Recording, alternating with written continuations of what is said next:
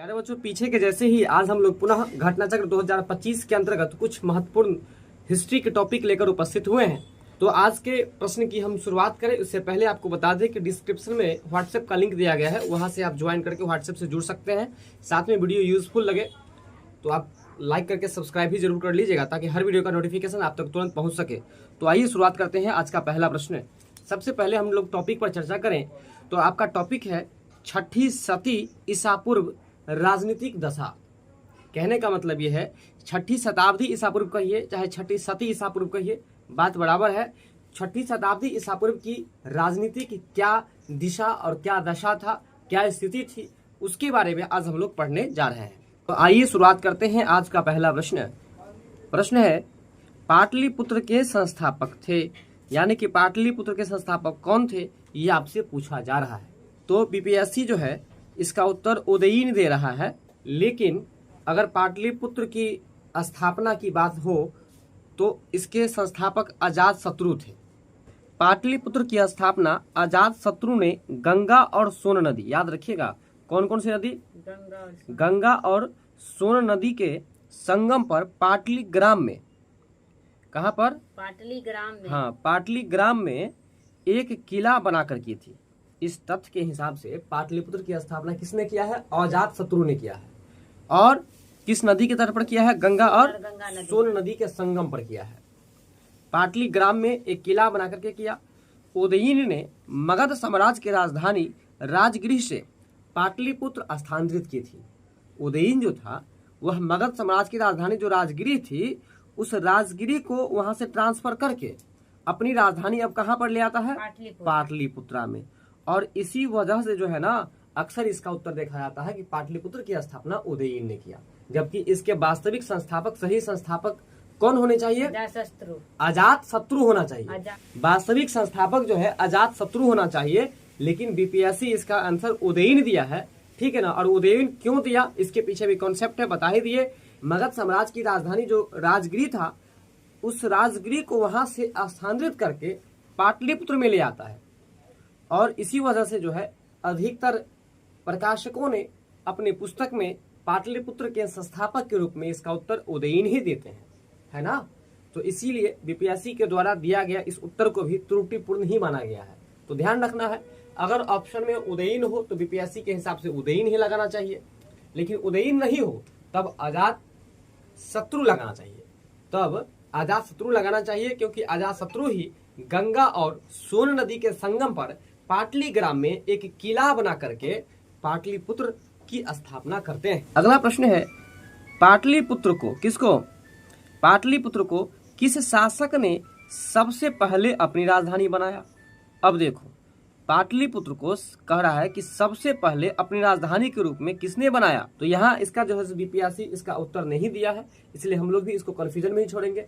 किस शासक ने अपनी राजधानी पाटलिपुत्रा में स्थानांतरित की, अभी जस्ट पढ़े थे। पाटलिपुत्रा में अपनी राजधानी कौन ले आया था, उदयीन ने लाया था, तो इसलिए इसका सही उत्तर उदयीन हो जाएगा। ऊपर हम लोग मेहनत के साथ पढ़ लेते, यहाँ पर बात क्लियर हो चुका है, ठीक है।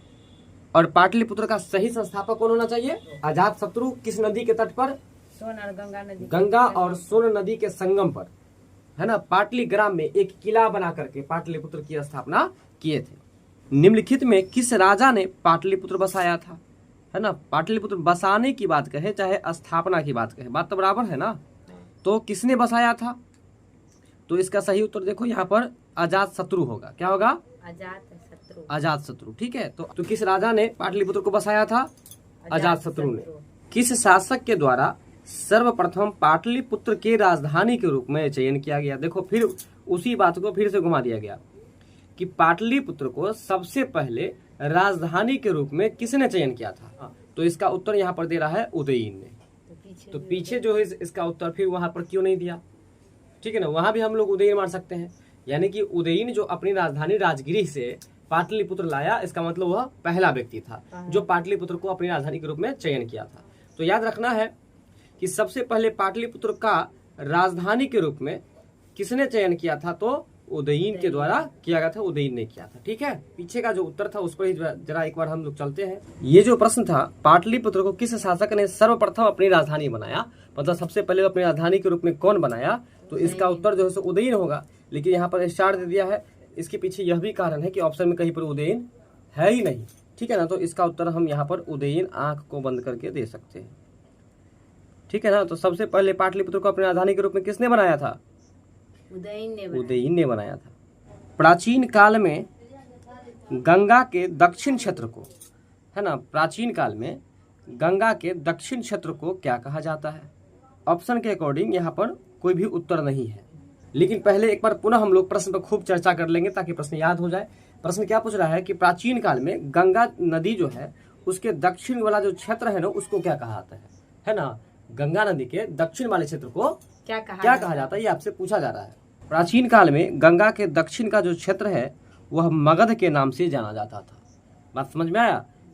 तो गंगा के दक्षिण का जो क्षेत्र है उसको हम किस नाम से जानते हैं? मगध नाम से जाना जाता है। मगध नाम से जानते हैं। इसको हम लोग कैसे याद रखेंगे? आसान है, आसान कर देते हैं। गंगा नाम का कोई व्यक्ति है, मान के चलो कि वह जो है सो पंडित है, कर्मकांड कराने वाले। अब वो जो कर्मकांड कराते हैं ना तो लोगों से दक्षिणा इतना मांगते हैं कि लोगों का मन क्या हो जाता है? दग्ध हो जाता है। दग्ध का मतलब परेशान हो जाता है, ठीक है ना। तो मन दग्ध हो जाएगा तो मतलब मन दग्ध होना मतलब मगध को जोड़ देना हो उस पर। बात समझ में कुछ आएगा ना? आया? गंगा नाम का कोई व्यक्ति है जो कर्मकांड कराने वाला है, वो दक्षिणा इतना मांगता है तो दक्षिणा से दक्षिण याद हो जाएगा, यानी कि गंगा के दक्षिण का क्षेत्र। तो गंगा दक्षिणा इतना मांगता है कि मन दग्ध हो जाता है तो मन दग्ध से याद हो जाएगा मगध। यानी कि प्राचीन काल में गंगा के दक्षिण वाले क्षेत्र को किस नाम से जाना जाता था? मगध नाम से। मगध नाम से। और मगध की राजधानी कहाँ थी? राजगिरी या गिरिराज। आगे है तक्षशिला सिंधु और झेलम नदी के बीच स्थित था। प्राचीन काल में जो तक्षशिला था वह सिंधु और झेलम नदी के बीच में स्थित था। किस किस नदी के बीच में? सिंधु और झेलम नदी के बीच में। तक्षशिला जो था वो सिंधु और झेलम नदी के बीच में अवस्थित था। वहीं अगर हम बात करें चोल साम्राज्य की तो गोदावरी नदी के दक्षिण में स्थित था। चोल साम्राज्य गोदावरी नदी के दक्षिण में स्थित था। चोल साम्राज्य कहाँ पर स्थित था? गोदावरी नदी के दक्षिण में स्थित था, ठीक है। देखो चोल को मान लो चोर, और चोर जो चोरी करेगा तो धरफर में गोदिए में सामान लेकर के भाग जाएगा ना, है ना। जो पकड़ाया पकड़ाया, जो सामान हाथ लगा, और नहीं तो हाथ से वो क्या करेगा? छीनियो तो सकता है, छीनियो तो सकता है, मतलब छीन सकता है, मतलब दक्षिण। यानी कि चोल जो है वो गोदावरी नदी के दक्षिण में स्थित है। चोल साम्राज्य जो था वो गोदावरी नदी के दक्षिण में स्थित था। ये बात याद हो गया। तक्षशिला जो था वह सिंधु और झेलम नदी के बीच में स्थित था।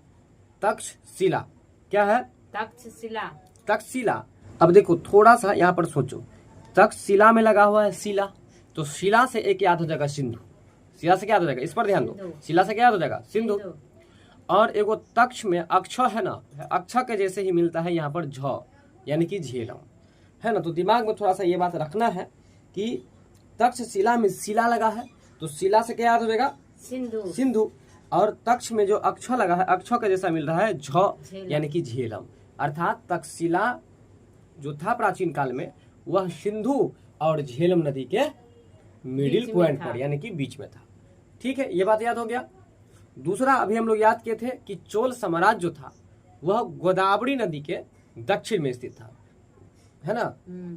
चोल को चोर माने थे, और चोर कोई सामान लेकर के छीन छान करके गोदी में लेकर के भागेगा। उस समय तो नहीं, झोला बोरा पथिया खोजने लगेगा वो। इसलिए चोल साम्राज्य जो था गोदावरी नदी के दक्षिण में स्थित था, ठीक है। प्राचीन काल में गंगा के दक्षिण का जो क्षेत्र था उसको क्या कहा जाता था? गंगा के दक्षिण का क्षेत्र। समझ में आया? गंगा के दक्षिण का क्षेत्र। गंगा दक्षिणा मांगेगा तो मन दग्ध होगा ना, मगध। तो प्राचीन काल में गंगा के दक्षिण का जो क्षेत्र था वो कौन सा था? मगध था, ठीक है। आगे है अनर्थ। प्राचीन भारत में वैदिक कालीन एक साम्राज्य था। तो ये एक नया पॉइंट्स है, इसको ध्यान से देखना है। अनर्थ लिखा हुआ है। अनर्थ प्राचीन भारत में वैदिक कालीन एक साम्राज्य था। अनर्थ जो है वह प्राचीन काल में वैदिक कालीन एक क्या था? साम्राज्य था। अब देखो ना, इसको भी याद रखना बहुत आसान है। अनर्थ को सोच लो अनर्थ, है ना। और लोग जो है सो अनर्थ कब समझेगा? तो ध्यान दो इधर, जब वेद के विरुद्ध चले जाओगे ना, वेद शास्त्र के विरुद्ध, तो लोग कहेगा कि अरे ये तो अनर्थ हो गया। तो अनर्थ से क्या याद कर लेंगे? अनर्थ से क्या याद कर लेंगे? अनर्थ, है ना। और जैसे ही अनर्थ आएगा तो हम लोग दिमाग में रखेंगे कि अनर्थ कब हो जाएगा? जब वेद के विरोध में चले जाएंगे, वेद से बाहर चले जाएंगे। इसलिए याद रखना है कि अनर्थ जो है प्राचीन भारत में वैदिक कालीन एक साम्राज्य था। मतलब वैदिक कालीन जब चल रहा था ना, पूर्व वैदिक काल, उत्तर वैदिक काल, तो उस समय का एक साम्राज्य था। बात समझ में आ रहा है। अब बताना है कि प्राचीन काल में गंगा के दक्षिण वाले जो क्षेत्र होते थे, गंगा के दक्षिण वाले क्षेत्र, उसको क्या कहा जाता था? मगध। मगध।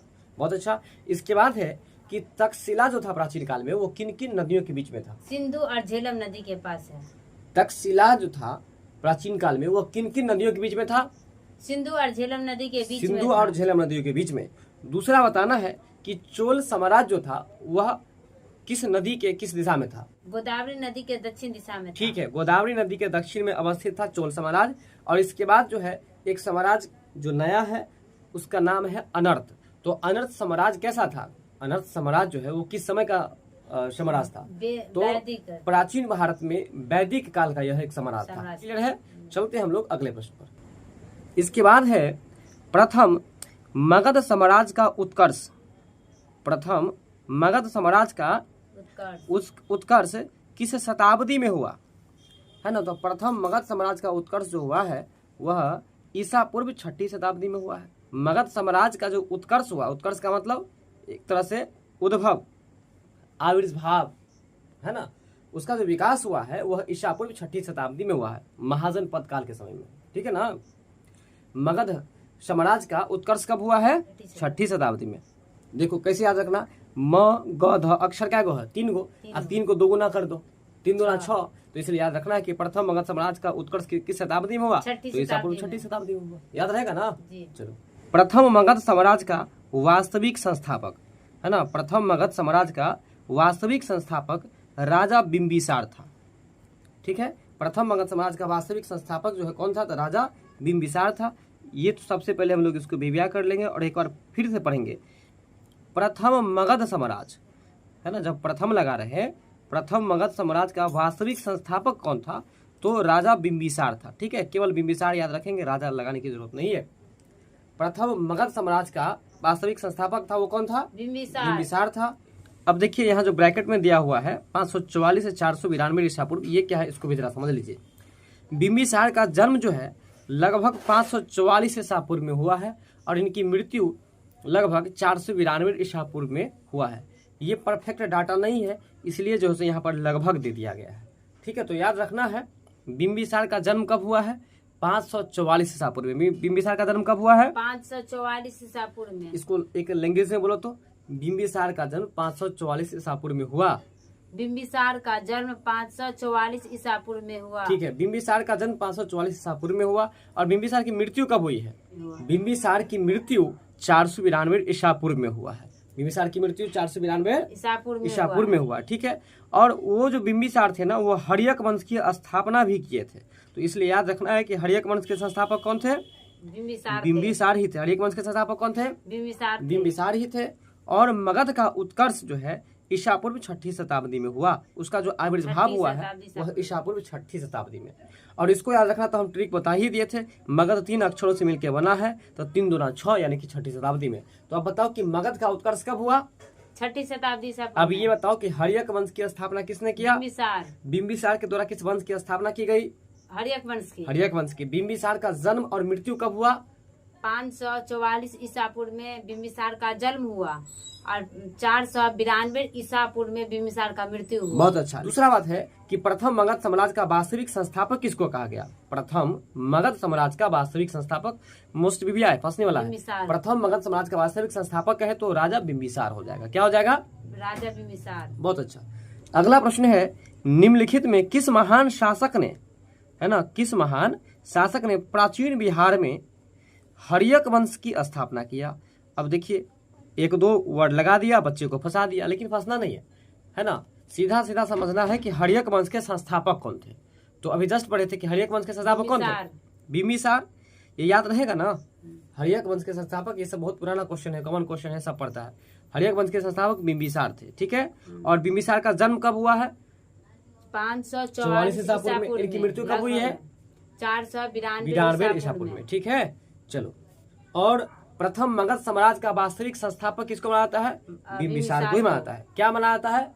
प्रथम मगध साम्राज्य का वास्तविक संस्थापक किसको माना जाता है? बिंबिसार को। क्या माना जाता है? प्रथम मगध साम्राज्य का वास्तविक संस्थापक बहुत माना अच्छा, जाता है। बहुत अच्छा। तो प्रथम मगध साम्राज्य का वास्तविक संस्थापक संस्थापक बिंबिसार को माना जाता बिंबिसार को माना है। जाता है। इनका जन्म कब हुआ था? फटाफट से, फास्टली 544 ईसा पूर्व पूर्व में। में। इनकी मृत्यु कब हुई थी? 492 ईसा पूर्व में। और यह किस वंश की स्थापना किए थे? हर्यक वंश के। प्रथम मगध साम्राज्य का वास्तविक संस्थापक भी बिंबिसार को माना माना जाता है। प्रथम मगध साम्राज्य का उत्कर्ष ईसा पूर्व 6ठी शताब्दी में हुआ है। प्रथम मगध साम्राज्य का उत्कर्ष ईसा पूर्व 6ठी शताब्दी में हुआ है। इस साम्राज्य की महत्ता का वास्तविक संस्थापक राजा बिंबिसार को जाता है। कहने का मतलब प्रथम मगध साम्राज्य का वास्तविक संस्थापक अगर कहा जाए तो बिंबिसार को माना जाता है, याद रखना है। और यह हर्यक वंश से संबंधित भी थे। अगला प्रश्न है, मगध की राजधानी राजगीर है ना। मगध की राजधानी पहले बता दिए थे, राजगिरी या उसे ही गिरिब्रज या उसे ही राजगीर भी कहा जा सकता है, क्योंकि ये नया नाम राजगीर हो गया है। तो मगध की राजधानी राजगीर का कहा कि प्राकृत नाम क्या था? तो इसका प्राकृत नाम जो था वो राजगिरी था, है ना। और वही बाद में जाकर के जो है परिवर्तित होकर के राजगीर अब हो गया है। मगध की राजधानी राजगीर का प्राकृत नाम राजगिरी था। ठीक है, ऊपर वाला लाइन ही रिपीट है। प्राचीन काल में महाजन पदों के बीच लगातार संघर्ष होते रहे, है ना। यही छठी शताब्दी ईसा पूर्व में महाजन पद का क्या हुआ था? उत्कर्ष हुआ था, उदय हुआ था। तो वही कह रहा है कि महाजन पदों के बीच जो है सो लगातार संघर्ष होते रहे और अंततः मगध सबसे बड़े साम्राज्य के रूप में उभरा। मगध की चर्चा इसलिए है विशेष रूप से महाजन पद में, क्योंकि मगध जो है ना वो सबसे बड़े साम्राज्य के रूप में उभरे थे। और मगध साम्राज्य की राजधानी राजगिरी। तो मगध जो है वो सबसे बड़े साम्राज्य के रूप में उभरे थे। इसको भी जरा हम भी करके चलेंगे। मगध पर शासन करने वाला पहला राजवंश कौन था? मगध पर शासन करने वाला पहला जो राजवंश था वो हर्यक वंश था, है ना। मगध पर शासन करने वाला पहला राजवंश हर्यक वंश था। और इस वंश की स्थापना जो है वो बिंबिसार ने किया है। महाजन पदों के बीच सबसे बड़ा साम्राज्य उभर के आया और उसका प्रथम वास्तविक संस्थापक जो माना गया बिंबिसार को माना गया। और मगध की राजधानी राजगिरी या गिरिब्रज था। उसके बाद जो है सो मगध का उत्कर्ष कब हुआ? 6ठी शताब्दी में हुआ। और इसके बाद एक बात और याद रखना है कि मगध पर शासन करने वाला जो पहला राजवंश था वो हर्यक वंश था। अगला जो प्रश्न है 10 नंबर में, सूची 1 को सूची 2 से मिलान करना है। ठीक है, तो इसको डायरेक्ट आंसर से हम लोग पढ़ लेते हैं। ये जो कॉलम है, इस कॉलम में महाजन पद का नाम दिया गया है, वहीं उस महाजन पद की जो राजधानी है उसका नाम यहाँ पर दिया गया है। ठीक है, तो सबसे पहला जो महाजन पद है इसका नाम है मल्ल। क्या नाम है? मल्ल। अब देखो, मल्ल की जो राजधानी थी वो थी कुशीनारा। मल्ल की राजधानी कहाँ थी? कुशीनारा। अब देखो इसको हम लोग कैसे याद रखेंगे? मल्ल को यहाँ पर मल समझो, और मल का मतलब क्या होता है? गंदा। हम लोग जितना भी गंदा वाला पदार्थ सब होता है उसको क्या करते हैं? कोसी नदी में जाकर के बहा देते हैं। तो उसी बात से याद रख लो कि मल जो महाजन पद था, है ना, उस महाजन पद की राजधानी कहाँ थी? कुशीनारा, या उसी को कुशीनगर भी कहा जाता है। इसके बाद है अंग महाजन पद, और अंग महाजन पद की राजधानी चंपा है। ठीक है, तो इसको हम लोग कैसे याद रखेंगे? तो देखो, अंग में यानी कि बॉडी में चंपा चमेली का हम लोग तेल लगाते हैं, तो इस बात से याद रख लेंगे कि अंग में जो है सो अंग की राजधानी कहाँ है? तो चंपा है। इसके बाद आपका अगला महाजन पद है गांधार, और गांधार का जो राजधानी है वो है तक्षशिला। गांधार का राजधानी कहाँ है? तक्षशिला है। इसको हम कैसे याद रखेंगे? तो गांधार में देखो ध्यान रखना है, धार लगा हुआ है, गांधार, और गांधार की जो राजधानी है वो है तक्षशिला। ठीक है, अब इसको कैसे याद रखेंगे? तो उसको देखिए, गांधार में लगा हुआ है धार। तो मन में सोच लो कि जब पानी का धार जो बहता रहेगा तो हम उसको रोकने का प्रयास करेंगे, और कैसे? तो वहां पर अगर हम किसी पेड़ का शिला जो रख देंगे, शिला का मतलब होता है ना, पेड़ का जो कटा हुआ भाग होता है ना, पेड़ को जब हम छोटे छोटे भागों में काट देते हैं तो उसको शिला बोला जाता है ना। तो उसी बात से याद रखेंगे कि अगर पानी के धार को जो रोकना होगा तो क्या चीज का प्रयोग करेंगे? शिला का। तो शिला से याद हो जाएगा तक्षशिला। ठीक है, इसके बाद जो अगला महाजन पद है उसका नाम है वत्स, और वत्स महाजन पद की जो राजधानी है वो है आपको कौशाम्बी। वत्स महाजन पद की राजधानी कौशाम्बी। वत्स महाजन पद की राजधानी कौशाम्बी। अब देखो एक बात बताते हैं, वत्स जो शब्द है, वत्स का मतलब क्या होता है पता है? बेटा होता है। और याद करो, राम भगवान जब वन में थे तो उनको जो है सो 2 पुत्र के रूप में जो है सो हुए लव और कुश। तो उसमें एक ही बच्चा था, उनको एक ही पुत्र था, लेकिन एक बच्चा जो है, मतलब इसके पीछे हिस्ट्री क्या है कि सीता जी जब वन में रह रहे थे तो उस परिस्थिति में उनको बच्चे को छोड़ करके कोई काम करने के लिए नदी में जाना था, है ना। मान लो कि कपड़ा खींचने के लिए नदी में जाना था, तो नदी जाने के क्रम में अपने बच्चे को किसी पर सौंप के जाएगा, किसी व्यक्ति पर।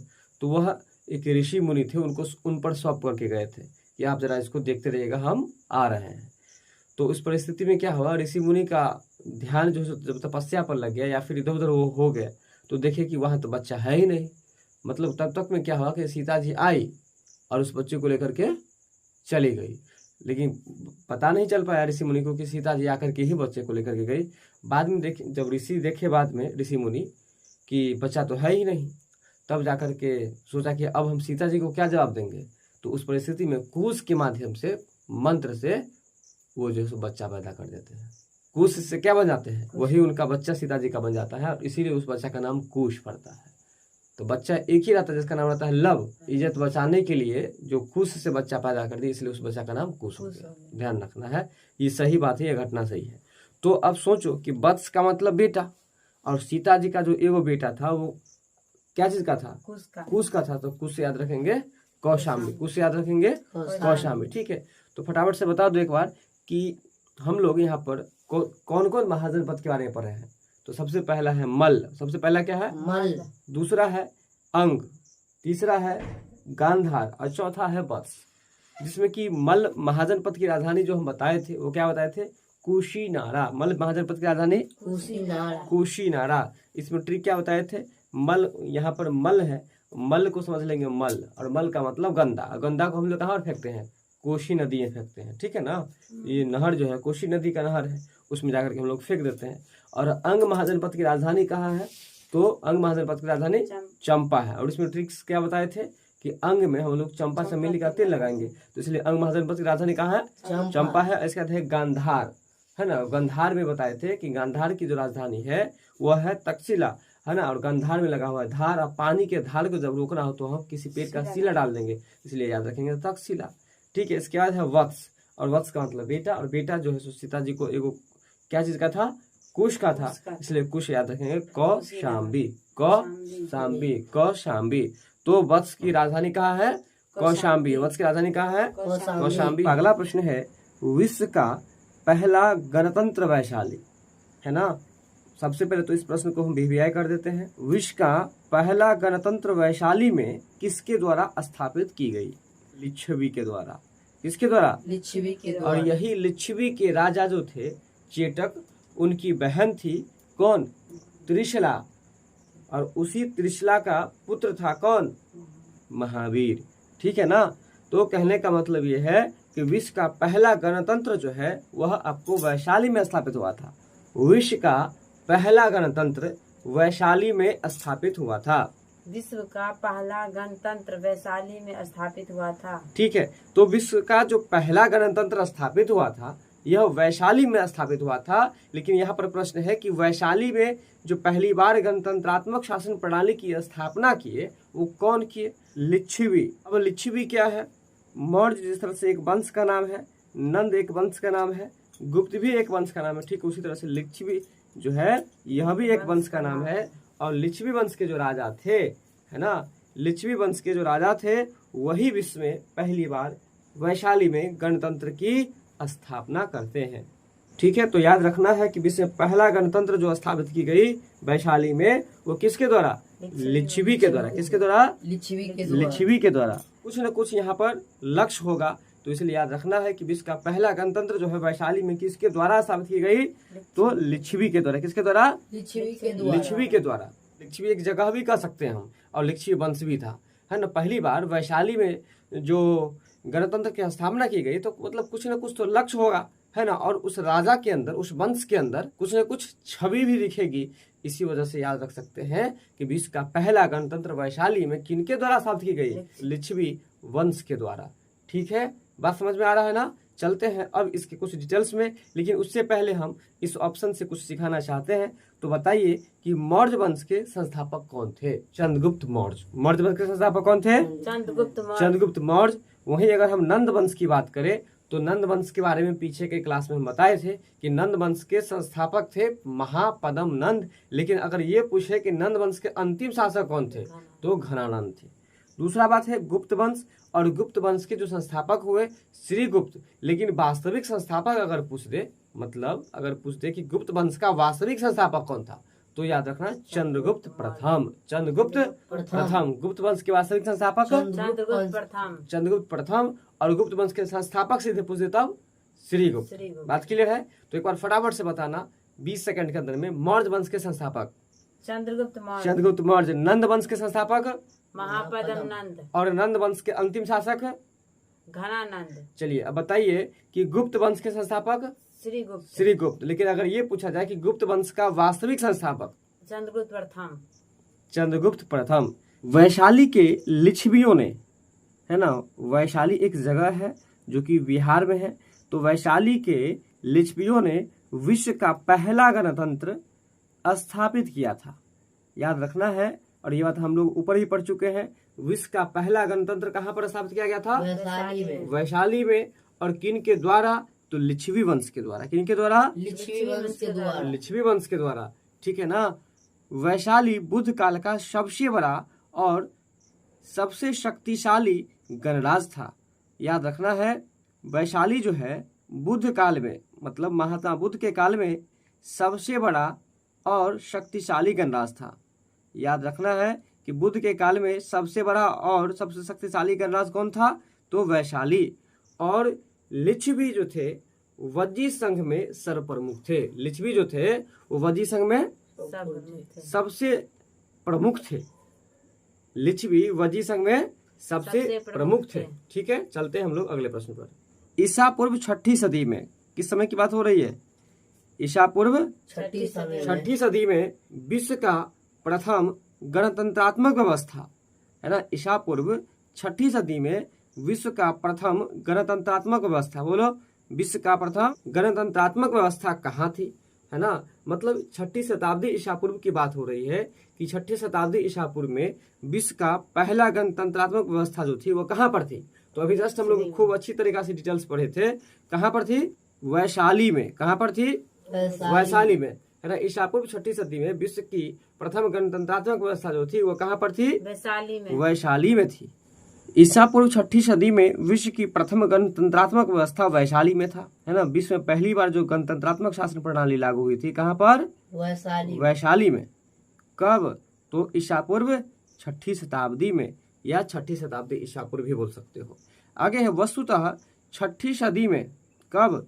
6ठी सदी में, जहाँ महाजन पदों में राजतंत्रात्मक शासन व्यवस्था थी। महाजन पद जितने भी थे, 16 महाजन पद, है ना, वहां पर राजतंत्रात्मक शासन प्रणाली थी। कौन प्रणाली थी? राजतंत्रात्मक शासन प्रणाली थी, है ना। लेकिन वैशाली ही एक ऐसा जगह था जहां पर लिच्छवियों के द्वारा गणतंत्रात्मक शासन प्रणाली लागू की गई थी पहली बार, वो भी पूरे विश्व में, है ना। तो एक बार फिर से समझो, वस्तुतः 6ठी सदी में जहां महाजन पदों में राजतंत्रात्मक शासन व्यवस्था थी, वहीं बज्जी तथा मल, कौन कौन सा महाजन पद है? वज्जी तथा मल नामक 2 राज्यों में गणतंत्रात्मक शासन व्यवस्था प्रचलित थी। तो याद रखना है कि 16 महाजन पद में 2 महाजन पद को छोड़ करके हर जगह राजतंत्रात्मक शासन प्रणाली थी। मतलब राजा का शासन चल रहा था, राजा जैसा चाहे वैसा पब्लिक को करना पड़ेगा। लेकिन वज्जी और मल ही 2 ऐसे राज्य थे जहां पर गणतंत्रात्मक शासन प्रणाली प्रचलित थी। अब देखो यहाँ पर तुम्हारे मन में आएगा कि 2 राज्य यहाँ पर आ गए, गणतंत्रात्मक से जुड़ा हुआ, तो 2 राज्य आए वो सही है। लेकिन याद क्या रखना है कि विश्व में पहली बार जो गणतंत्रात्मक शासन प्रणाली लागू की गई कहाँ पर? वैशाली में, है ना। बाद में लागू किया गया होगा मल में, लेकिन पहली बार वैशाली में गणतंत्रात्मक शासन प्रणाली लागू की गई। 16 महाजन पद में बज्जी तथा मल इन दो राज्यों में गणतंत्रात्मक शासन व्यवस्था थी। ठीक है, तो अब यहाँ पर एक मन में कंफ्यूजन क्रिएट हुआ होगा कि गणतंत्रात्मक शासन प्रणाली की चर्चा तो हम लोग वैशाली में कर रहे थे, लेकिन बात क्या है कि पहली बार गणतंत्रात्मक शासन वैशाली में लागू हुई थी, है ना। बाद में जाकर के जो है सो वो मल में भी लागू हुई होगी, लेकिन पहली बार अगर पूछा जाए कि गणतंत्रात्मक शासन प्रणाली कहाँ पर प्रचलित की गई, वैशाली में। वैशाली में। अब यहाँ पर कहोगे कि सर यहाँ पर तो वैशाली है ही नहीं, तो देखो वैशाली इसलिए नहीं है, बज्जी है तो इससे काम चल गया। वैशाली इसलिए नहीं है क्योंकि बज्जी के बाद वैशाली के बदला में बज्जी दिया हुआ है। क्यों दिया हुआ है? क्योंकि बज्जी संघ जो था, क्योंकि बज्जी जो एक राज्य था, है ना, बज्जी राज्य की राजधानी जो थी वो वैशाली ही थी, है ना। बज्जी राज्य की राजधानी वैशाली ही थी। तो ये चल सकता है कि अगर वैशाली नहीं है बज्जी है तो चल सकता है बज्जी, यानी कि हम कभी कभी अगर उत्तर में वैशाली नहीं होकर के बज्जी हो तो बज्जी में आराम से लगा सकते हैं कि विश्व में पहली बार वहां पर गणतंत्रात्मक शासन प्रणाली लागू की गई थी। बात समझ में आया? तो बताओ कि विश्व में पहली बार गणतंत्रात्मक शासन प्रणाली कहाँ लागू की गई थी? वैशाली में। वैशाली उत्तर ना रहे तो बज्जी।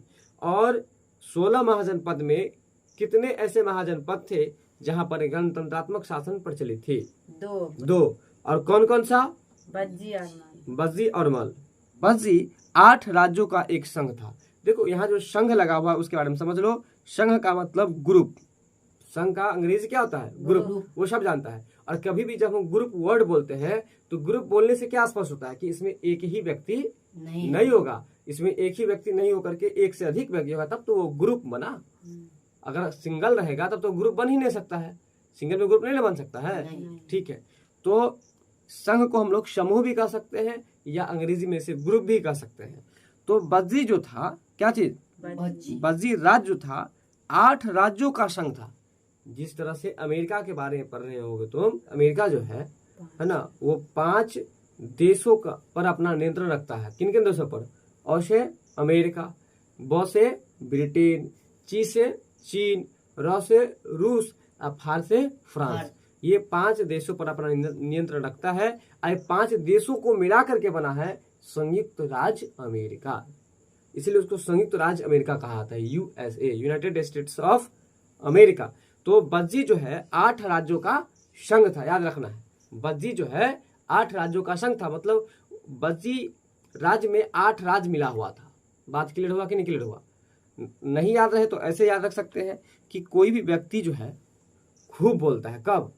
जब उसके पीठ पर किसी का हाथ होता है तब, मतलब जब उसका आंतरिक रूप से वो मजबूत होता है तो वो ज्यादा बोलता है। इसलिए याद रखना है कि बज्जी जो है ना वो ज्यादा क्यों बोल रहा था, ज्यादा क्यों बचता था? क्योंकि 8 को राज्य उसमें समूह में मिला हुआ था ना, तो उसको पावर था। इसलिए याद रखना है कि बज्जी संघ जो था वो कितने राज्यों का संघ था? 8 राज्यों का संघ था। और बज्जी की राजधानी कहाँ थी? वैशाली। बज्जी की राजधानी कहाँ थी? वैशाली। ठीक है ना।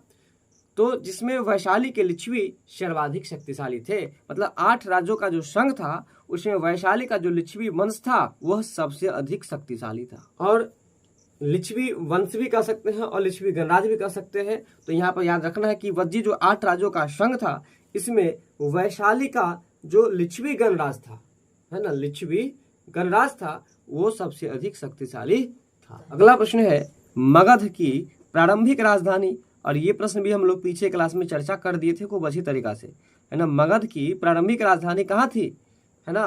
तो राजगिरी या गिरिब्रज, राजगिरी या गिरिब्रज। मगध की प्रारंभिक राजधानी कहाँ थी? राजगिरी या गिरिब्रज। मगध की प्रारंभिक राजधानी राजगिरी या गिरिब्रज थी। ठीक है, तो कहने का मतलब ये है मगध की जो प्रारंभिक राजधानी रही वो राजगिरी रही, और राजगिरी को ही गिरिब्रज भी कहा गया है। पुराणों के अनुसार मगध पर शासन करने वाला पहला राजवंश, है ना, मगध पर शासन करने वाला पहला राजवंश जो था वो कौन था? ये प्रश्न भी पीछे हो गया है। मगध पर शासन करने वाला पहला राजवंश जो था वृहद्रथ वंश, है ना। मगध पर शासन करने वाला पहला राजवंश वृहद्रथ, है ना, वृहद्रथ वंश। कौन सा वंश है? वृहद्रथ। तो बताओ कि मगध पर शासन करने वाला पहला राजवंश का नाम क्या था? वृहद्रथ वंश। क्या था? वृहद्रथ वंश। मगध पर शासन करने वाला पहला राजवंश का क्या नाम था? वृहद्रथ वंश। वृहद्रथ वंश। ठीक है। इस वंश के पहले राजा, इस वंश के यानी कि बृहद्रथ वंश के पहले राजा बृहद्रथ का पुत्र जरासंध था। इस वंश के यानी कि बृहद्रथ वंश का पहला राजा जो था उनका नाम था बृहद्रथ, और बृहद्रथ का जो बेटा था उसका नाम था जरासंध। क्या नाम था? जरासंध। और उसने ही राजगृह को अपनी राजधानी भी बनाई थी। अब ध्यान दो, सबसे पहले हम लोग चर्चा करते हैं कि मगध जो साम्राज्य था उसकी प्रारंभिक राजधानी कहाँ थी? राजगृह या गृहब्रज, राजगृह या गृहब्रज। अब दूसरा चर्चा हम ये करते हैं, पुराणों के हिसाब से मगध पर शासन करने वाला पहला राजवंश का क्या नाम था? बृहद्रथ वंश। मगध पर शासन करने वाला पहला राजवंश का क्या नाम था? बृहद्रथ वंश। और बृहद्रथ वंश पर शासन करने वाला जो पहला राजा था उसका क्या नाम था? तो देखो, जो वंश का नाम है वही उसके राजा का भी नाम है। बृहद्रथ वंश नाम था ना वंश का, तो याद रखो कि बृहद्रथ जो था वो पहला राजा भी था। तो बताओ कि बृहद्रथ वंश का पहला शासक का क्या नाम था? अभी समझाए कि बृहद्रथ वंश के नाम पर ही पहला राजा का नाम होगा, और वो वंश था बृहद्रथ वंश। अर्थात यहाँ पर क्लियर है कि बृहद्रथ वंश का जो पहला राजा था वो था बृहद्रथ, और बृहद्रथ का जो बेटा था उसका नाम था जरासंध। बृहद्रथ का जो पुत्र था उसका नाम था जरासंध, और वही जरासंध जो था वह मगध की राजधानी के रूप में राजगृह को अर्थात गिरिव्रज को अपनी राजधानी के रूप में बनाया था। आगे है, बौद्ध ग्रंथों के अनुसार मगध का प्रतापी शासक जो था वो बिंबिसार था, है ना। बौद्ध धर्म के जो ग्रंथ हैं उसके अनुसार मगध का प्रथम प्रतापी शासक, मगध का प्रथम प्रतापी शासक जो था वो कौन था? बिंबिसार था। कौन था? बिंबिसार। और याद रखना, बिंबिसार के द्वारा हर्यक वंश की स्थापना भी की गई थी। मगध का प्रथम प्रतापी शासक कौन था? बिंबिसार। मगध का प्रथम प्रतापी शासक कौन था? बिंबिसार। ठीक है ना। तो देखो, मगध का प्रथम प्रतापी शासक जो था वो बिंबिसार। कैसे याद रहेगा? तो देखो, यहाँ पर जो पूछ रहा है वो किसके अनुसार? तो बौद्ध धर्म के अनुसार। तो बौद्ध से बौद्ध धर्म, बौद्ध से बिंबिसार। बौद्ध धर्म के अनुसार मगध का प्रतापी शासक कौन था? बिंबिसार। और पुराणों के अनुसार मगध पर शासन करने वाला पहला राजवंश कौन सा था? बृहद्रथ वंश। बृहद्रथ वंश। और बृहद्रथ वंश के पहले शासक का क्या नाम था? बृहद्रथ। ठीक है। और बृहद्रथ के जो पुत्र थे उनका क्या नाम था? जरासंध। और जरासंध के द्वारा ही मगध के राजधानी के रूप में राजगृह या गिरिव्रज को बनाया गया था। ठीक है। अभी जो हम लोग लाइन पढ़े हैं, बौद्ध ग्रंथों के अनुसार, बौद्ध ग्रंथों के अनुसार, है ना, मगध का प्रथम यानी कि मगध का पहला प्रतापी शासक कौन था? तो बिंबिसार। मगध का पहला प्रतापी शासक कौन था? बिंबिसार। यह हर्यक वंश से संबंधित था। ये बात तो हम यहीं पर बता दिए कि बिंबिसार जो था वो हर्यक वंश की स्थापना किया था, है ना। हर्यक वंश की स्थापना किसने किया था? बिंबिसार। और वही बिंबिसार जो था वह मगध का पहला प्रतापी शासक था। आगे है, इसकी मृत्यु 492 ईसा पूर्व में हो जाती है। किसकी मृत्यु? बिंबिसार की मृत्यु। बिंबिसार की मृत्यु कब हो जाती है? 492 ईसा पूर्व में होती है। 492। देखो, बहुत से बिंबिसार, बहुत से 92, बहुत से बिंबिसार, बहुत से 92, यानी कि बिंबिसार की मृत्यु जो हो जाती है वह 492 ईसा पूर्व में। और जब बिंबिसार की मृत्यु होती है तो उसको 4 व्यक्ति कंधा देगा। 4 व्यक्ति कंधा देगा तो इसलिए 492 याद हो जाएगा। बहुत से 92 और बहुत से बिंबिसार तो याद था ही, लेकिन मर जाने के बाद, अब देखो यहाँ मर जाने के बाद कंधा देने की बात इसलिए बताए क्योंकि हो सकता है 492 तुमको याद हो जाए कि वो जन्म तिथि था, तो ये जन्म तिथि नहीं है, वो कंधा देने की बात है, तो अर्थात मृत्यु हो गई। तो इसलिए याद रखना है कि 492 ईसा पूर्व में जो है बिंबिसार की मृत्यु होती है। अजात शत्रु जो कि मगध का शासक हुआ, मतलब बिंबिसार के बाद जो है अब मगध पर किसका शासन शुरू हो गया?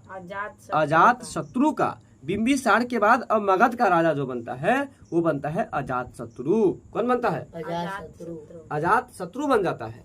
और बाद में फिर क्या होता है, अजात शत्रु के पुत्र ने, जिनका नाम उदयीन था, अपनी राजधानी राजगिरी से स्थानांतरित कर देता है और वह पाटलिपुत्र लेकर के चला जाता है। इसी वजह से जो है कहीं कहीं पर प्रश्न देता है कि पाटलिपुत्र की स्थापना किसने किया, तो उदयीन ने किया, लेकिन ये गलत है। जबकि पाटलिपुत्र की स्थापना किसने किया था, अजातशत्रु ने किया था। किसने किया था, अजातशत्रु ने किया था। प्रश्न में हम लोग पढ़े थे कि पाटलिपुत्र की स्थापना अजातशत्रु के द्वारा गंगा और सोन नदी के संगम पर किया गया। तो यहाँ पर लोग इससे जोड़ देता है, मतलब उदयीन जो अपनी राजधानी को राजगिरी से उठा करके पाटलिपुत्र लेके चला गया था, उसको इससे कनेक्ट करके इसका आंसर उदयीन दे दिया, जो कि गलत है ना। बात समझ में आ रहा है कि ना आ रहा है। तो बताइए कि पुराणों के हिसाब से मगध पर शासन करने वाला पहला राजवंश का क्या नाम था, वृहद्रथ वंश। और वृहद्रथ वंश का पहला राजा कौन था, वृहद्रथ। और वृहद्रथ के जो पुत्र थे उनका क्या नाम था, जरासंध। जरासंध जो है मगध की राजधानी कहाँ बनाया था, गिरिव्रत में।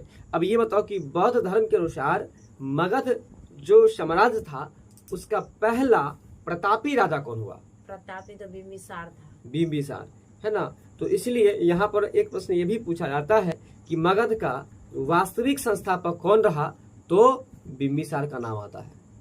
ठीक है ना, मगध का वास्तविक संस्थापक बिंबिसार क्यों आता है, क्योंकि इन्होंने जो है हर्यक वंश की स्थापना भी कर दिया था, तो दूसरे राजा से कुछ विशेष काम कर दिया, उसके कारण से इसको वास्तविक संस्थापक मान लिया गया है। अब ये बताओ कि बिंबिसार की मृत्यु कब होती है, 492 ईसा पूर्व में हो जाती है। बिंबिसार की मृत्यु कब होती है, 492 ईसा पूर्व में होती है। बिंबिसार के बाद अब मगध के राजा कौन बनते हैं, अजातशत्रु। कौन बनते हैं, अजातशत्रु। और अजातशत्रु जो है मगध का शासक बन जाते हैं। उसके बाद फिर क्या होता है कि अजातशत्रु के पुत्र जो उदयीन थे उन्होंने अपनी राजधानी, तो अपनी राजधानी पहले कहाँ थी, राजगिरी, राजगिरी से उठा करके कहाँ लेके चला जाता है, पाटलिपुत्र लेके चला जाता है। ठीक है ना। तो बताओ कि अजातशत्रु के बेटा का क्या नाम था, उदयीन जो है पाटलिपुत्र की स्थापना नहीं करते हैं, जबकि पाटलिपुत्र की स्थापना अजातशत्रु करते हैं। किस नदी के संगम पर, तो गंगा और सोन नदी के संगम पर। बात क्लियर है ना। और ये उदयीन जो था अपनी राजधानी राजगिरी से उठा करके चला जाता है कहाँ पर, पाटलिपुत्र में। तो इसलिए कहीं कहीं पर इसका उत्तर उदयीन देखने को मिल जाता है।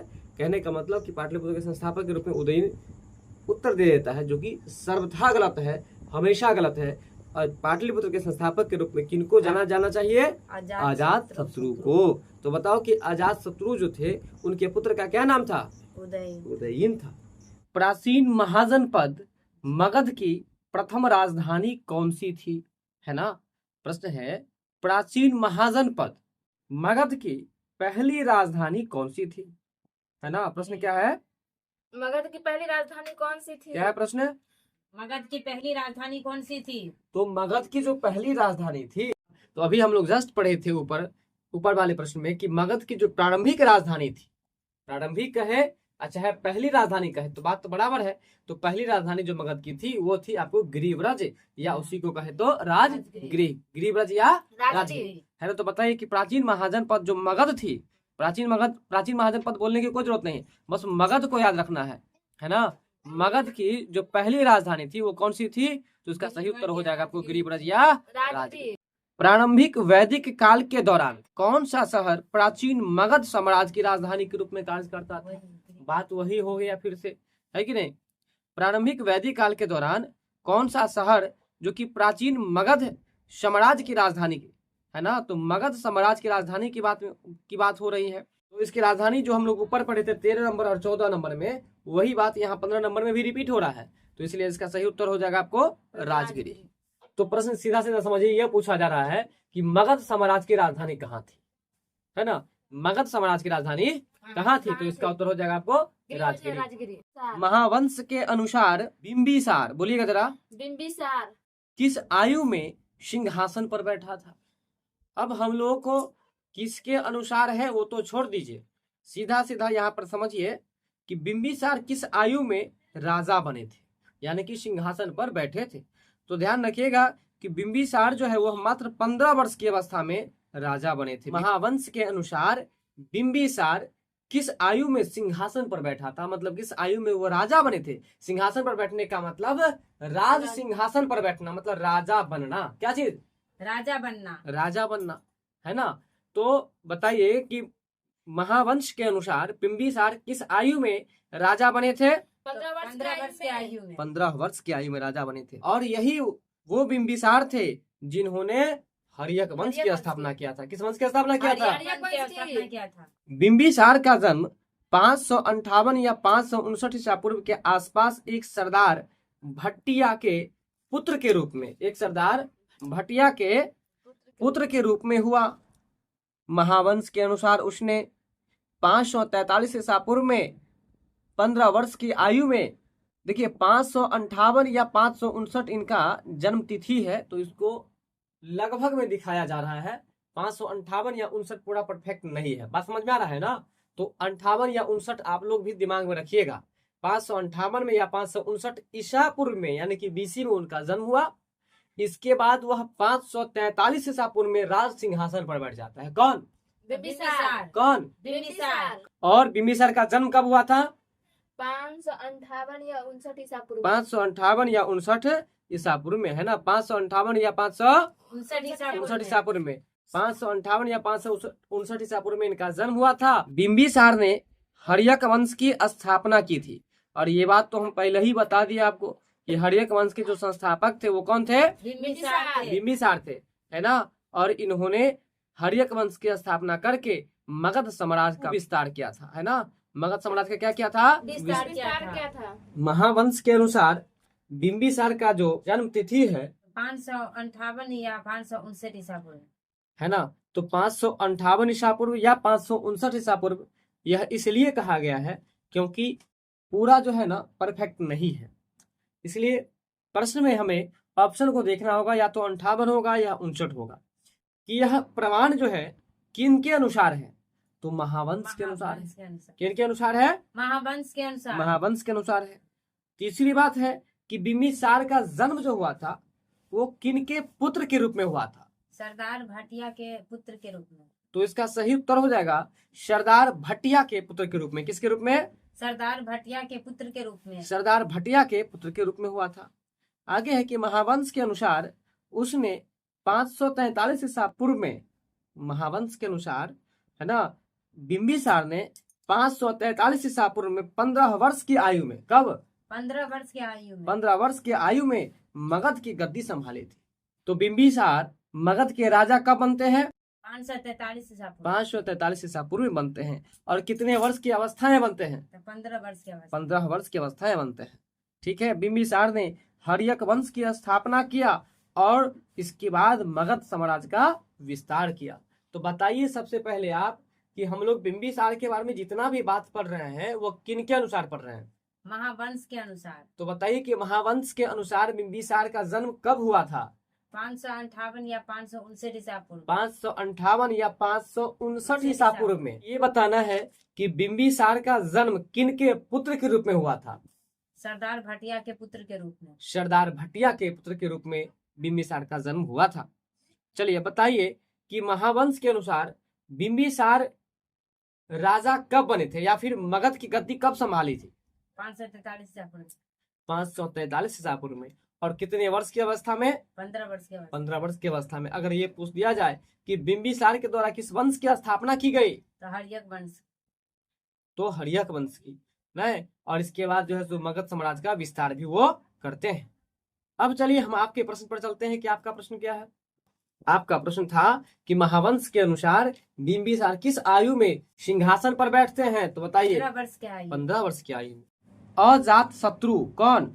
अजात शत्रु। अजात शत्रु के वंश का नाम क्या था? अजात शत्रु के वंश का नाम पूछ रहा है कि अजात शत्रु किस वंश के थे।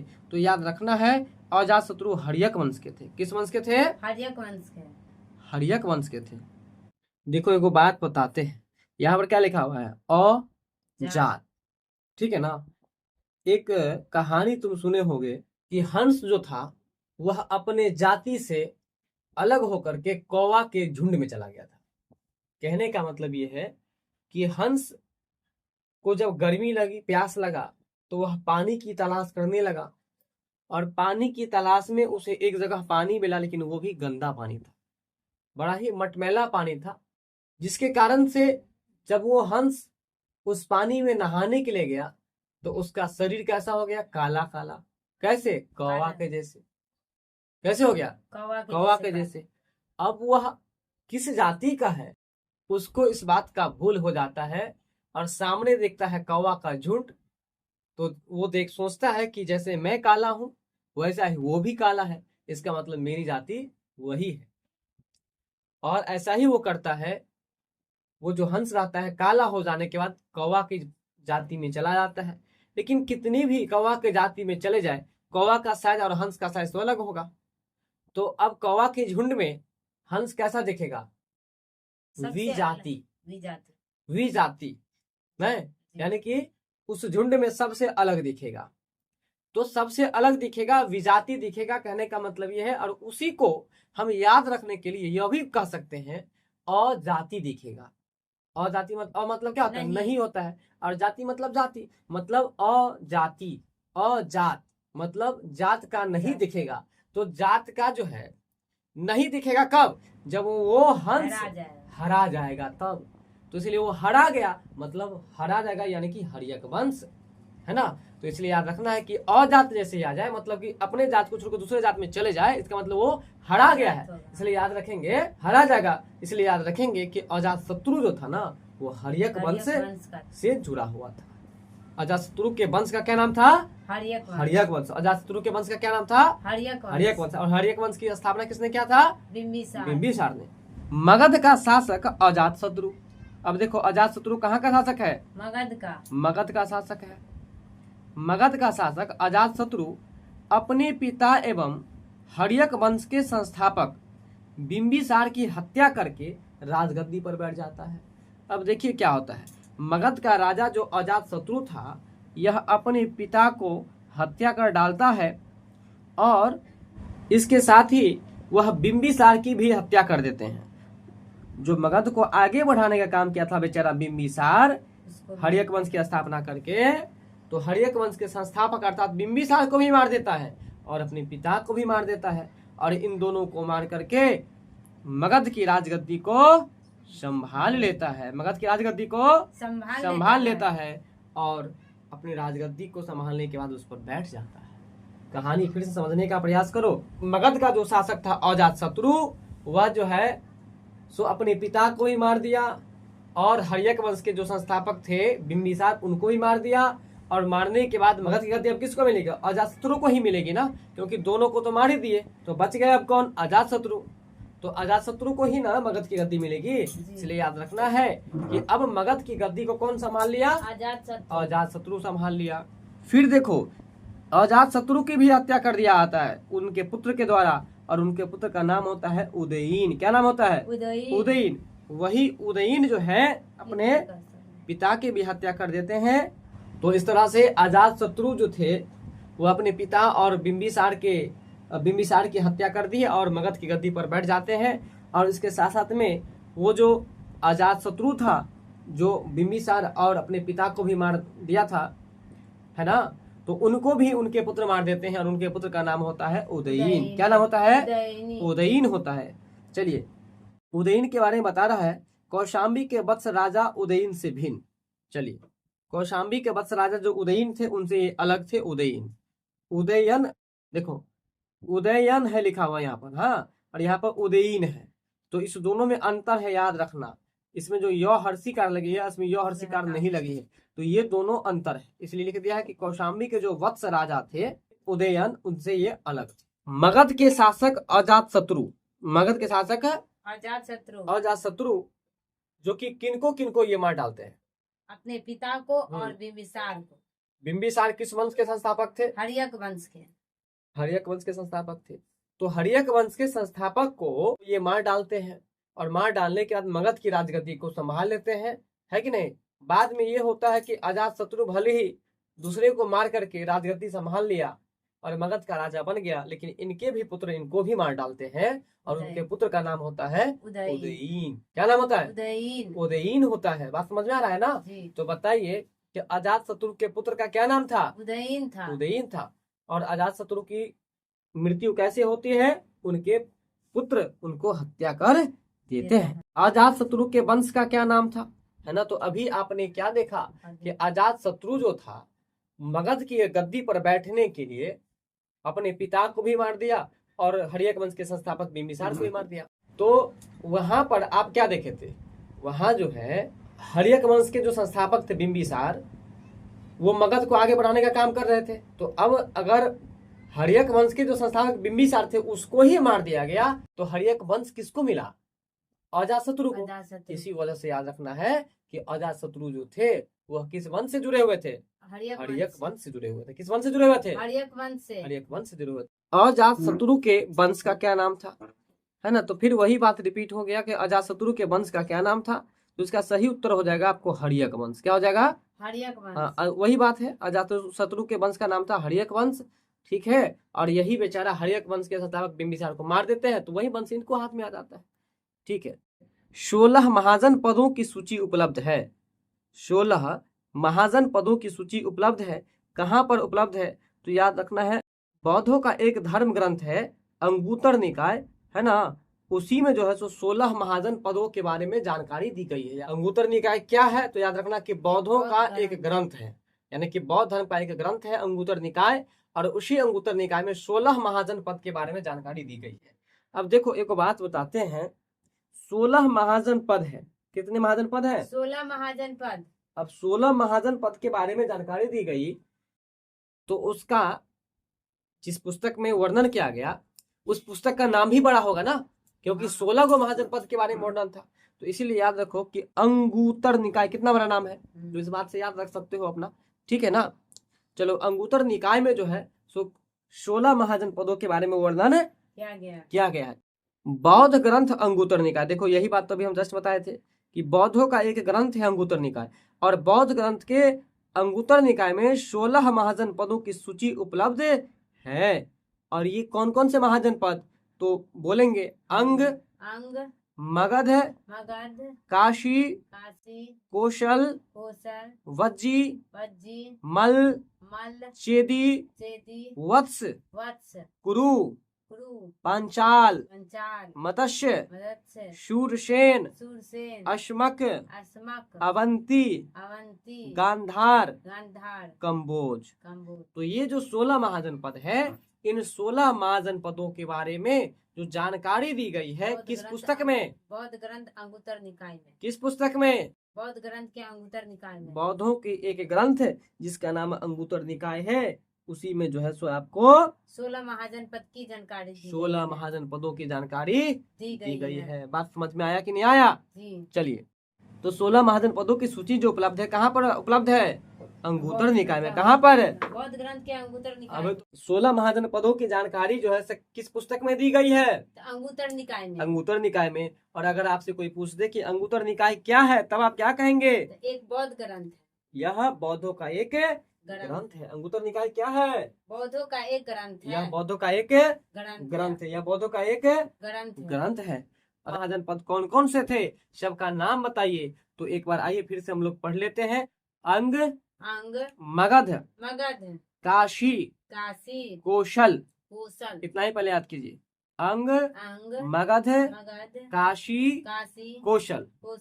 चलिए इसके बाद है आपको वज्जी, वज्जी के बाद है आपको मल, इसके बाद है चेदी, वत्स, कुरु, पांचाल, मत्स्य, शूरसेन, अश्मक, अवंती, गांधार, कंबोज। इतनी महाजन पद के बारे में जानकारी दी गई है। कहाँ पर, तो बौद्धों का एक ग्रंथ अंगुतर निकाय। क्लियर है ना बात, चलो तो बताओ, तो बौद्ध धर्म के संस्थापक कौन थे, गौतम बुद्ध। बौद्ध धर्म के संस्थापक कौन थे, गौतम बुद्ध। इन सभी महाजन पदों में एकमात्र महाजन पद अश्मक, जो कि दक्षिण भारत में स्थित था। अब ये लाइन जो है काफी महत्वपूर्ण लाइन है। जितने भी महाजन पद है, तो महाजन पद क्या गो, 16 महाजन पदों में एकमात्र यानी कि ओनली वन, अर्थात केवल एक महाजन पद ऐसे हैं, है ना, जिसका नाम है अश्मक, और यह दक्षिण भारत में स्थित है। कहाँ पर स्थित है, दक्षिण भारत में स्थित है। और दक्षिण भारत को अंग्रेजी में हम लोग साउथ इंडिया कहते हैं, ठीक है। तो बताइए कि दक्षिण भारत में स्थित कौन सा महाजन पद है, अश्मक महाजन पद। कौन सा महाजन पद, अश्मक महाजन पद है ना। अश्मक महाजन पद जो है वह आपको दक्षिण भारत में स्थित था। फिर आगे है जनवशभ सूत्र में केवल 12 राज्यों के ही नाम मिलते हैं जैन ग्रंथ भगवती सूत्र में, है ना। यहाँ से एक प्रश्न बन रहा है कि भगवती सूत्र जो है वह किस धर्म का ग्रंथ है। भगवती सूत्र किस धर्म का एक ग्रंथ है? तो जैन धर्म का। जैन धर्म का। तो जैन धर्म का जो ये ग्रंथ है भगवती सूत्र, उसमें भी 16 महाजन पदों की सूची मिलती है। यानी कि 16 महाजन पदों के बारे में जानकारी मुझे भगवती सूत्र से भी मिलती है। और वो भगवती सूत्र क्या है? तो याद रखना है कि जैन धर्म का एक ग्रंथ है। ठीक है, कौन सा ग्रंथ है? भगवती सूत्र। भगवती सूत्र, है ना। तो भगवती सूत्र में 16 महाजन पदों की सूची मिलती है, किंतु वहाँ इनके नाम कुछ भिन्न प्रकार से हैं। ठीक है, 16 महाजन पदों की सूची मिलती है, लेकिन नाम जो है ना कुछ अलग अलग प्रकार से देखा गया है। ठीक है, तो आइए एक बार पुनः हम लोग जितने भी महत्वपूर्ण लाइन थे उन पर चर्चा करते हैं। तो सबसे पहले याद रखिएगा कि 16 महाजन पद में एक ही महाजन पद ऐसा था जो कि दक्षिण भारत में स्थित था, और उस महाजन पद का नाम क्या था? अश्मक। अश्मक। क्या नाम था? अश्मक। अश्मक दक्षिण भारत में स्थित था। बात समझ में आ रहा है ना। तो दक्षिण भारत में स्थित कौन सा महाजन पद था? अश्मक। अश्मक महाजन पद था। इसके बाद है जनवशभ सूत्र में केवल 12 राज्यों के ही नाम मिलते हैं। तो जनवशभ सूत्र जो है इसमें भी आपको केवल 12 राज्यों के ही नाम मिलते हैं, जबकि जैन ग्रंथ जो भगवती सूत्र है उसमें 16 महाजन पदों की सूची मिलती है, किंतु वहाँ इनके नाम कुछ इस प्रकार से हैं। ठीक है, किंतु वहाँ उनके नाम जो है कुछ इस प्रकार से हैं।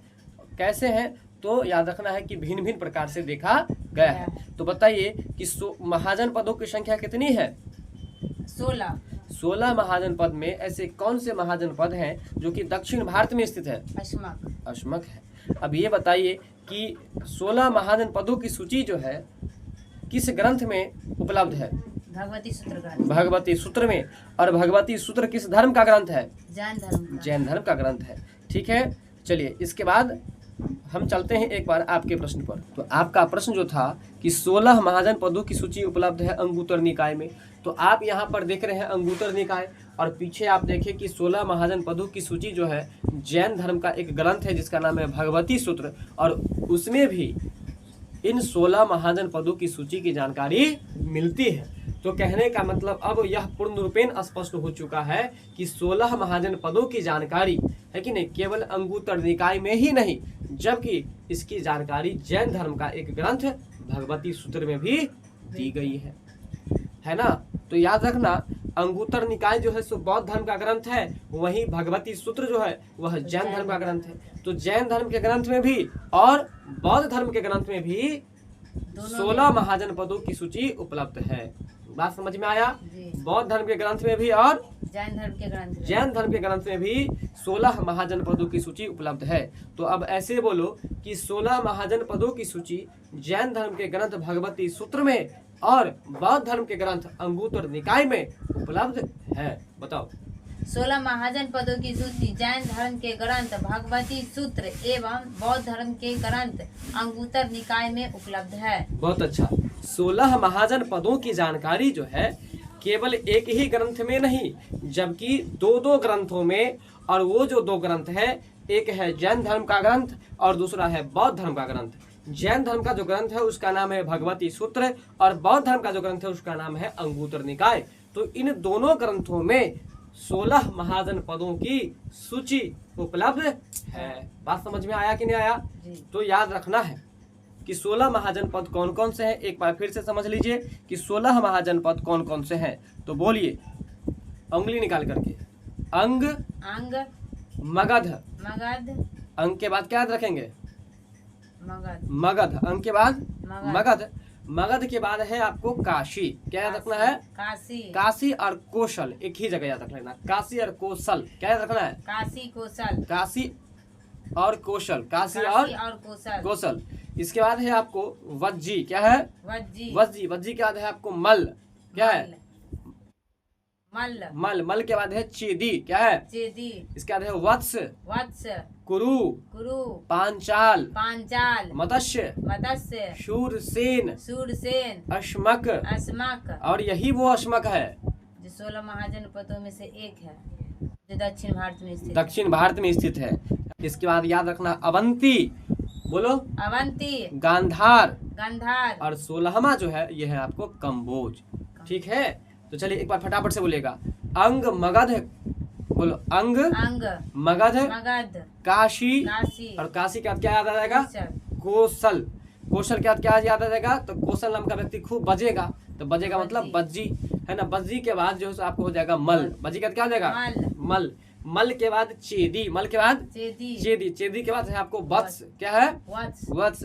वत्स के बाद है आपको कुरु। क्या है? कुरु। कुरु। कुरु के बाद है आपको पांचाल। कुरु के बाद पांचाल। पांचाल। पांचाल के बाद मत्स्य। पांचाल के बाद मत्स्य। मत्स्य। मत्स्य के बाद है आपको सूरसेन। मत्स्य के बाद क्या है? शूरसेन। शूरसेन। शूरसेन। शूरसेन के बाद है आपको अश्मक। क्या है? अस्मक। अश्मक।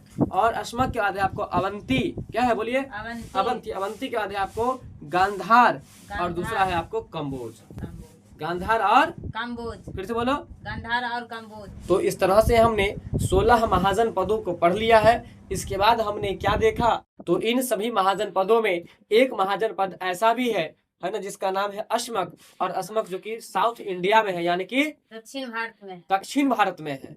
लेकिन है कहाँ पर है? दक्षिण भारत। दक्षिण भारत में स्थित है। इसके बाद हमने क्या देखा कि जनवशव सूत्र में केवल 12 राज्यों के ही नाम मिलते हैं। वहीं जैन ग्रंथ भगवती सूत्र जो है उसमें 16 महाजन पदों की सूची मिलती है, किंतु वहां पर नाम जो है इनके अलग अलग प्रकार से दिए गए हैं। आपका अगला प्रश्न है प्रद्योत। क्या है? प्रद्योत। प्रद्योत कहाँ का राजा था, है ना। प्रद्योत कहाँ का राजा था, किस महाजन पद का राजा था, है ना, ये आपसे पूछा जा रहा है। तो याद रखना कि प्रद्योत जो थे वह अवंती के राजा थे। प्रद्योत कहाँ के राजा थे? अवंती के राजा। अब देखो यहाँ पर ध्यान दो, यहाँ पर बुक्स देखने की जरूरत है। अवंती के अंत में क्या आ रहा है? ती। तो आ रहा है, ती को तो मान लो, ठीक है, ती तो कुछ भी बोलो। और प्रद्योत में भी क्या आ रहा है? तो आ रहा है। इसलिए इसी ट्रिक पर याद रख लेना कि प्रद्योत कहाँ के राजा थे, किस महाजनपद के राजा थे? अवंती के। अवंती के राजा थे। आगे है कि बुद्ध के समय अवंती का राजा चंड प्रद्योत था, है ना। महात्मा बुद्ध के समय अवंती का राजा चंड प्रद्योत, बोलोगे? चंड प्रद्योत। चंड प्रद्योत थे, है ना। और इसकी पुत्री वारन वक्ता, है ना। पुत्री का क्या नाम है? वारन वक्ता। वारन वक्ता। वक्ता से वत्स नरेश उदयन। अब देखो एक बात यहाँ पर बहुत ही बड़ी बात है, जो बहुत सारे बच्चों को ये बात पता नहीं होता है। यहाँ जो उदयन लिखा हुआ है, उदयन हर्षी नहीं लगा हुआ यह में, अगर ये वाला उदयन आ जाए तो याद रखना यह पाटलिपुत्र के स्थापना के संदर्भ में जिस उदयन की बात होती है वो उदयीन है, और उसमें हर्षी लगा हुआ होता है। तो उदयीन और उदयन इस दोनों में अंतर है, याद रखना। वो जो उदयीन थे वह अजात शत्रु के पुत्र थे, जबकि उदयन जो सीधे रहे जिसमें हर्षी नहीं लगा रहे, तो याद रखना वत्स महाजन पद के राजा का नाम था वो उदयन। तो इसलिए याद रखना कि उदयीन और उदयन दोनों में डिफरेंट है, दोनों में अंतर डिफरेंट है। बात समझ में आ रहा है ना। तो आओ फिर से एक बार समझते हैं। कह रहा कि बुद्ध के समय अवंती का राजा जिनका नाम चंड प्रद्योत था, है ना। बुद्ध के समय में अवंती के जो राजा थे उनका नाम था चंड प्रद्योत, और इसकी एक पुत्री जिसका नाम था वारन वक्ता। क्या नाम था? वारन वक्ता। तो वारन वक्ता से वत्स नरेश उदयीन ने विवाह किया।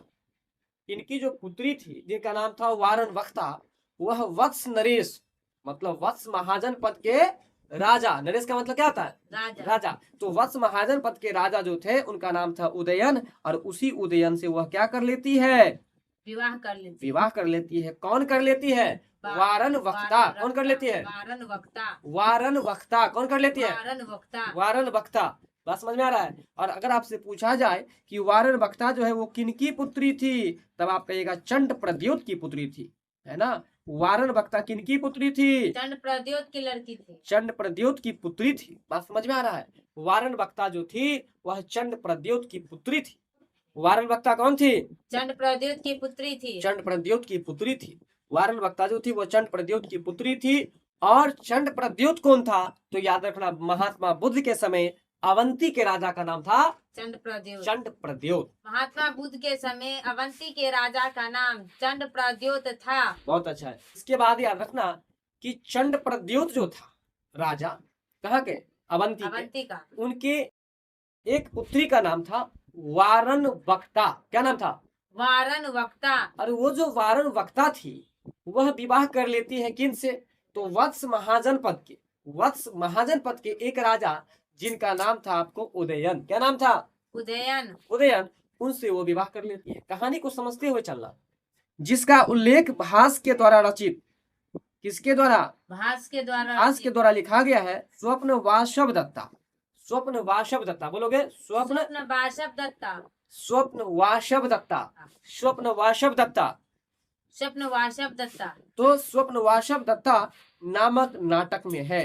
कहने का मतलब यह है कि चंड प्रद्योत की पुत्री वारण वक्ता जो वत्स के राजा उदयन से विवाह करती है, तो इन बातों की चर्चा भास के द्वारा लिखी गई।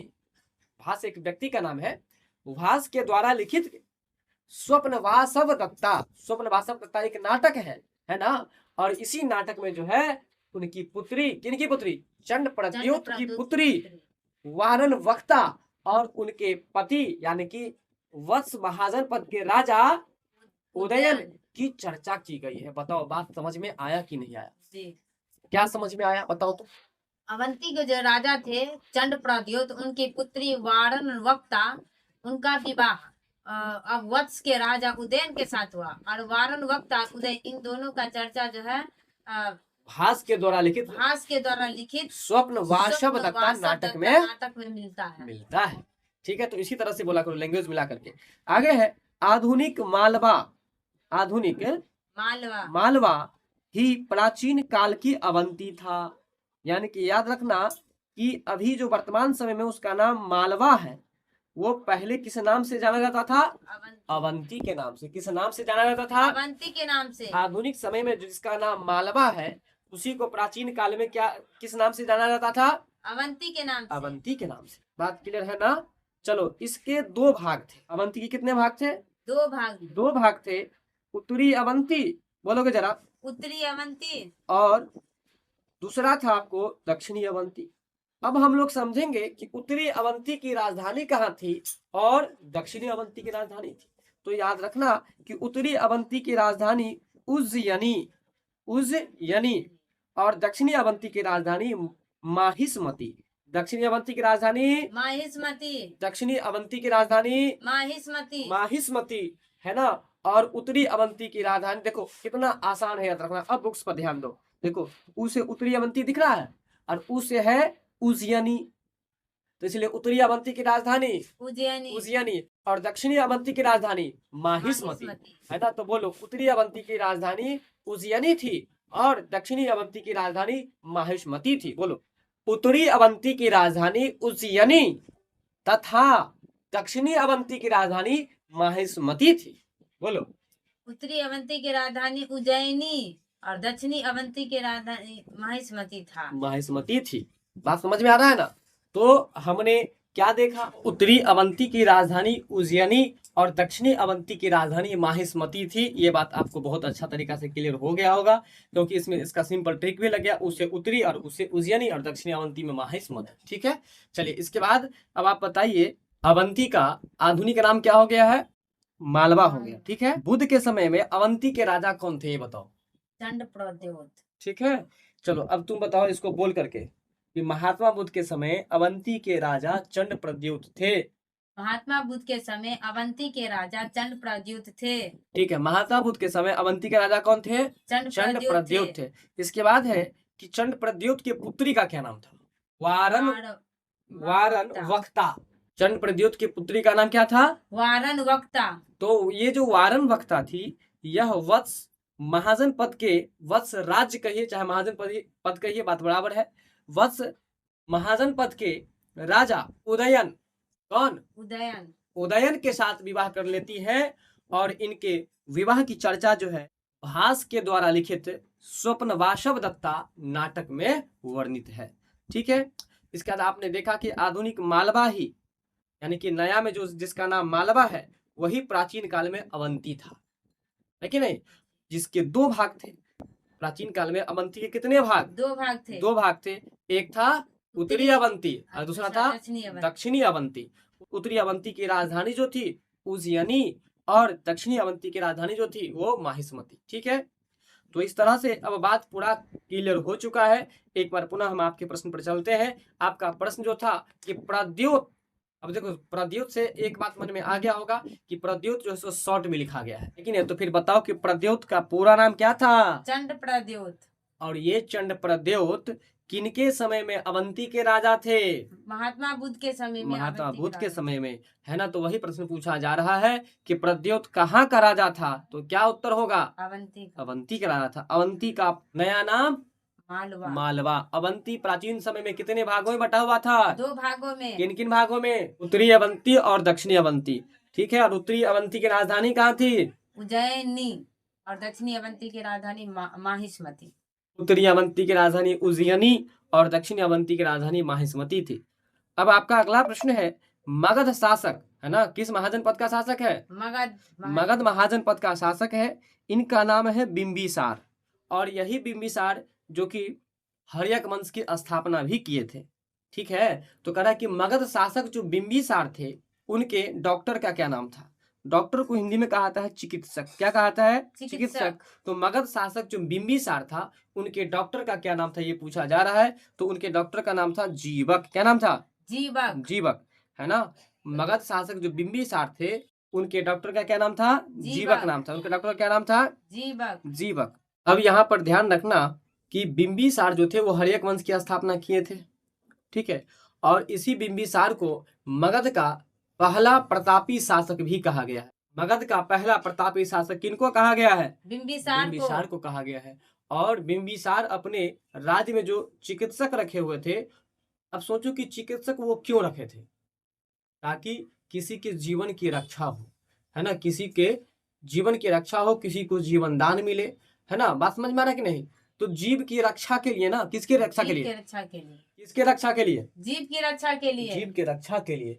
तो इसी बात से हम लोग याद रख सकते हैं कि जीव की रक्षा के लिए यानी कि जीवक। जीव की रक्षा के लिए यानी कि जीवक। दैट मीन्स ये हुआ कि बिंबिसार जो थे, है ना, बिंबिसार, याद रखो बिंबिसार। तो बिंबिसार में क्या लगा हुआ? अब ध्यान दो बुक्स पर। बिंबिसार में क्या लगा हुआ? बी बी यानी कि ब। और बॉय ब से याद रख लेना हमको, ब से बक। क्या रखना है? बक। और बक जब याद आ जाएगा तो जीवक आराम से याद हो जाएगा। इसलिए याद रखो कि मगध के शासक जो बिंबिसार थे, जो कि मगध राज्य का सबसे पहला और प्रतापी शासक जो था बिंबिसार, है ना, जिन्होंने हर्यक वंश की स्थापना किया था, वो अपने राज्य में जो चिकित्सक रखा था, उस चिकित्सक का क्या नाम था? जीवक। जीवक नाम था। बात समझ में आ रहा है ना। बिंबिसार में जो बी बी लगा हुआ है, इसको ब और ब समझेंगे तो ब ब वहां पर भी है। और जीवक में भी देखो बक जो लगा हुआ, बक में हम ब से शुरू करेंगे तो बक हो जाएगा। ठीक है। तो इस ब और बिंबिसार का ब, इस दोनों को हम कनेक्शन करके, है कि नहीं, तब जाकर के इसको याद रख लेंगे। और साथ में अंत में याद रखेंगे कि जब बक है तो जीवक होगा। और डॉक्टर तो जीवन देता है लोगों को, इसलिए जो है सो जीवक हो जाएगा। तो मगध शासक बिंबिसार का चिकित्सक कौन था? जीवक था। मगध शासक बिंबिसार का चिकित्सक कौन था? जीवक था। और बताए थे कि मगध जो साम्राज्य था, इसके सबसे पहला और सबसे प्रतापी शासक कौन था? बिंबिसार था। और बिंबिसार के द्वारा किस वंश की स्थापना की गई थी? हर्यक वंश की स्थापना की गई थी। चलिए, मगध के शासक बिंबिसार का चिकित्सक जीवक था। यही बात तो हम लोग ऊपर पढ़ ही लिए हैं।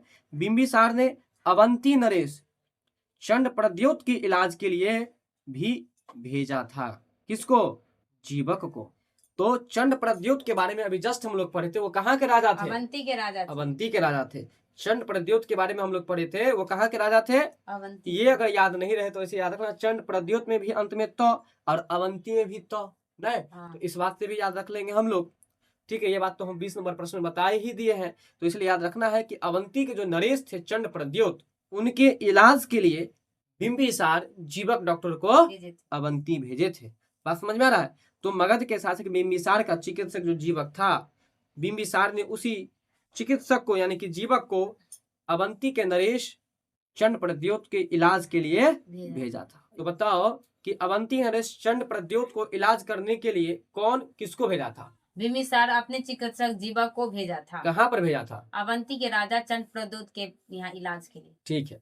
अवंती के राजा चंड प्रद्योत के पास इलाज के लिए भेजा था। बात यहाँ तक क्लियर हो गया है। अब आपका अगला प्रश्न है नंद वंश से संबंधित। और हमने आपको बताया था कि नंद वंश के संस्थापक कौन थे? तो महापद्म नंद। और नंद वंश के अंतिम शासक कौन थे? तो घनानंद। तो नंद वंश के पश्चात, है ना, किस वंश के पश्चात? नंद वंश के पश्चात मगध पर किस राजवंश ने शासन किया? है ना, नंद वंश के बाद मगध पर किस वंश ने शासन किया, ये आपसे पूछा जा रहा है। तो देखो नंद वंश के बाद जो राजवंश आया है उसका नाम है मौर्य वंश। नंद वंश के बाद क्या आया है? मौर्य वंश। मौर्य वंश। नंद वंश के बाद मगध पर कौन से राजवंश शासन किया है? मौर्य वंश। देखो यहाँ पर कैसे याद रखोगे, नंद से याद रख लो बंद। अब देखो मान के चलो कि हम लोग पढ़ने के बाद किताब को जो बंद करेंगे तो किताब को मोड़िए करके न रखेंगे, किताब को कैसे रखेंगे? मोड़ करके रखेंगे। यानी कि बंद करने के बाद अगला प्रोसेस क्या होगा? किताब को मोड़ना, है ना। बंद करने के बाद अगला प्रोसेस क्या होगा? मतलब पढ़ाई बंद करने के बाद अगला प्रोसेस क्या होगा? किताब को मोड़ना। तो इसीलिए याद रखना कि नंद वंश के बाद अगला वंश कौन सा होगा? तो मौर्य वंश हो जाएगा। मोड़ना से याद हो जाएगा मौर्य वंश। समझ में आया कि नहीं समझ में आया? इसलिए नंद वंश के बाद जो मगध पर जिस राजवंश का शासन रहा उस वंश का नाम था आपको मौर्य वंश। क्या नाम था? मौर्य वंश। मौर्य वंश। मगध पर नंद वंश के बाद किस राजवंश ने शासन किया? मौर्य वंश ने शासन किया। मगध के नंद वंश की स्थापना शिशुनाग वंश का अंत करके ही गई थी, है ना। तो मगध के किस वंश की स्थापना? नंद वंश की। नंद वंश की स्थापना शिशुनाग वंश का अंत करके की गई थी। मतलब ये हुआ कि नंद वंश की स्थापना जो हुई वह शिशुनाग वंश को अंत करके की गई। यानी कि एक बात और स्पष्ट हो गया, जिस तरह से अभी हम लोग पढ़े कि नंद वंश के बाद मगध पर कौन सा वंश आया, तो इसका उत्तर था मौर्य वंश। तो इससे अब यहाँ पर एक बात और क्लियर हो रहा है कि नंद वंश से पहले कौन सा वंश था? तो शिशुनाग वंश। कौन सा वंश? शिशुनाग वंश, है ना। तो याद रखना कि मगध के नंद वंश की स्थापना जो की गई वह किस वंश को अंत करके की गई? शिशुनाग वंश को अंत करके की गई। ठीक है। अब देखो एगो गीत सुने होंगे, नंद के आनंद भयो जय कन्हैया लाल की, ये सुने हो ना। तो नंद के आनंद भयो कहने का मतलब कि ये जो कृष्ण भगवान का जो जन्म हुआ है तो नंद के घर आनंद हुआ।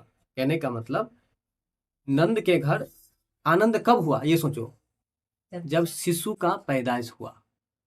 जब शिशु का पैदाइश हुआ यानी कि शिशु का मामला अब खत्म हो गया, तब जाकर के उसके घर में क्या आया? आनंद आया। तो इसीलिए सोचो कि शिशुनाग वंश का जब अंत हो गया तब जाकर के नंद वंश आया। बात समझ में आया कि नहीं आया? तो इसलिए नंद वंश की स्थापना शिशुनाग वंश को अंत करके की गई थी। क्लियर हो गया ना। मगध में नंद वंश की स्थापना शिशुनाग वंश को अंत करके की गई थी और नंद वंश में कुल 9 राजा हुए थे। इसको भी याद रखना आसान है। 9 से नंद वंश है और 9 से 9 राजा हुए थे।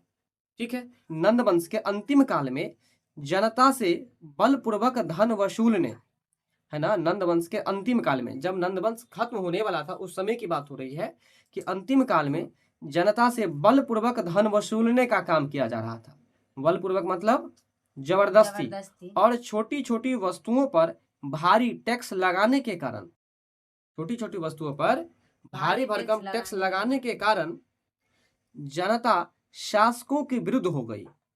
जनता जो है ना वह शासकों के विरुद्ध हो गई। कहने का मतलब राजा सोचा कि अब तो यह वंश अंत ही होने वाला है, तो क्यों ना हम लोगों से जो लूटना है लूट लें। और वही वो किया, वही सिद्धांत अपना करके जनता से बलपूर्वक धन वसूलने लगा और साथ में छोटी छोटी वस्तुओं पर भी भारी कर लगाने लगा, यानी कि टैक्स लगाने लगा।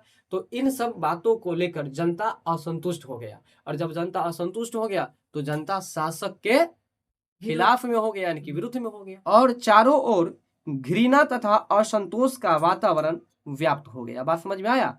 चारों ओर घृणा और असंतोष का वातावरण व्याप्त हो गया। इसी का लाभ उठाकर चंद्रगुप्त मौर्य, अब देखो नंद वंश के अंत में ये सब दृश्य देखने को मिलता है। पब्लिक से किसी छोटे छोटे सामान पर भी कर लेने लगा। अब पब्लिक को देखा नहीं गया, पब्लिक जो है शासक के विरुद्ध में आ गया। तो अब बताओ कि किन शासकों के विरुद्ध में आया, जरा सोच के बताओ। भाई करानंद जो था यह इस तरह का हरकत करने लगा, तब जाकर के पब्लिक उसके विरुद्ध में हो गया। और उधर चंद्रगुप्त मौर्य देख रहा था, नंद वंश की स्थिति सब देख रहा था। चंद्रगुप्त मौर्य अपना पूरा पावर लगा करके और नंद वंश को खत्म कर दिया और इसके बाद फिर मौर्य वंश आ गया। आप समझ में आया कि ना आया? और नंद वंश की भी जो स्थापना हुई थी वो भी किसी वंश को अंत करके ही हुई थी। और वो कौन सा वंश था? शिशुनाग वंश। कौन सा वंश? शिशुनाग वंश। बात समझ में आ रहा है? तो चंद्रगुप्त जो है नंद वंश की इस कमजोरी को देखते हुए वह चाणक्य से सहयोग मांगता है। किससे? चाणक्य से। देखो चौ से चंद्रगुप्त है और चौ से चाणक्य है, तो समझ लो इस दोनों को संबंध होगा, ऐसा सोच करके चलो। और चाणक्य से वो सहयोग लेकर के घनानंद की हत्या कर देता है। इसका जब सीरियल भी देखोगे तो उसमें भी तुमको घनानंद के बारे में दिखाएगा। बड़ा ही वो रॉयल्टी जीवन जीता था, अयासी करता था, मद्यपान करता था। बात समझ में आ रहा है ना? तो ये सब देख करके चंद्रगुप्त मौर्य फायदा उठाया, चाणक्य से संपर्क बना करके, चाणक्य का सहयोग लेकर के अपना एक वंश की स्थापना कर दिया और उसी वंश का नाम हो गया मौर्य वंश। इसलिए याद रखना कि मौर्य वंश की स्थापना किसने किया? चंद्रगुप्त मौर्य। चंद्रगुप्त मौर्य ने किया। मौर्य वंश की स्थापना किसने किया? चंद्रगुप्त मौर्य ने। और नंद वंश का अंतिम शासक कौन था? घनानंद था। घनानंद नंद वंश के अंतिम समय में कैसा कैसा व्यवहार अपनाने लगा पब्लिक से, ये बताओ। बलपूर्वक धन लूटने लगा, धन लेने लगा और छोटी छोटी वस्तुओं पर कर लेने लगा। ये दो बात याद रखना है। और इसी हरकत को देखते हुए चंद्रगुप्त मौर्य सब बैठे बैठे देख रहा था कि नंद वंश में आखिर हो क्या रहा है, नंद वंश के साम्राज्य में। बात समझ में आ रहा है ना? तो चंद्रगुप्त मौर्य चला गया दौड़ करके किसके पास? चाणक्य के पास। चाणक्य से सहयोग लिया और घनानंद को मर्डर कर दिया, हत्या कर दिया। ठीक है ना? मर्डर का हिंदी हत्या होता है। तो नंद वंश का अंत कर दिया। अब देखो यहाँ पर क्या हुआ, घनानंद की हत्या हुई तो नंद वंश का अंत हो गया ना, बात खत्म हो गया ना यहाँ पर। अब इस प्रकार से नंद वंश के तत्काल पश्चात, अब देखो नंद वंश के तत्काल पश्चात मतलब नंद वंश जहाँ पर था अब वहां पर कोई दूसरा वंश तो आएगा, तो तत्काल में ही तुरंत क्या होता है कि मगध पर अब मौर्य वंश का शासन स्थापित हो जाता है। बात समझ में आया ना? तो इस तीनों वंश को सीरियल से याद रखना। शिशुनाग वंश को खत्म करके आया नंद वंश, है ना? शिशु जब पैदा लिया तब तो आनंद आया, तो इसलिए बताए थे कि शिशुनाग वंश को खत्म करके आया नंद वंश और नंद वंश को खत्म करके आया मौर्य वंश। तो इस तीनों को अब सीरियल से याद रखना, ठीक? तो उसके तत्काल बाद मगध पर अब किसका शासन हो गया? मौर्य वंश का। उसके उपरांत मतलब उसके बाद, उपरांत का मतलब बाद, उसके बाद मगध पर फिर जो है शुंग वंश का शासन आता है, फिर कन्नव वंश का शासन आता है और इसके बाद गुप्त वंश का शासन आता है। बात समझ में आया? तो सबसे पहले अगर हम बात करें तो जिन जिन साम्राज्य के बारे में, जिन जिन वंश के बारे में पढ़े, उस वंश में सबसे पहले किस वंश के बारे में पढ़े थे मगध पर? बताओ। शिशुनाग वंश। शिशुनाग वंश। शिशुनाग वंश के बाद नंद वंश। नंद वंश। नंद वंश के बाद मौर्य वंश। मौर्य वंश के बाद कौन सा वंश आया? मौर्य वंश के बाद आया है शुंग वंश। मौर्य वंश के बाद शुंग वंश। शुंग वंश। और शुंग वंश के बाद कौन सा वंश आया है? तो कन्नव वंश। कौन सा वंश? कन्नव वंश। और कन्नव वंश के बाद जो आया है गुप्त वंश आया है। बात समझ में आया? चलो, तो मगध के नंद वंश की स्थापना मतलब मगध में नंद वंश की स्थापना शिशुनाग वंश को अंत करके की गई थी। ये बात याद हो गया?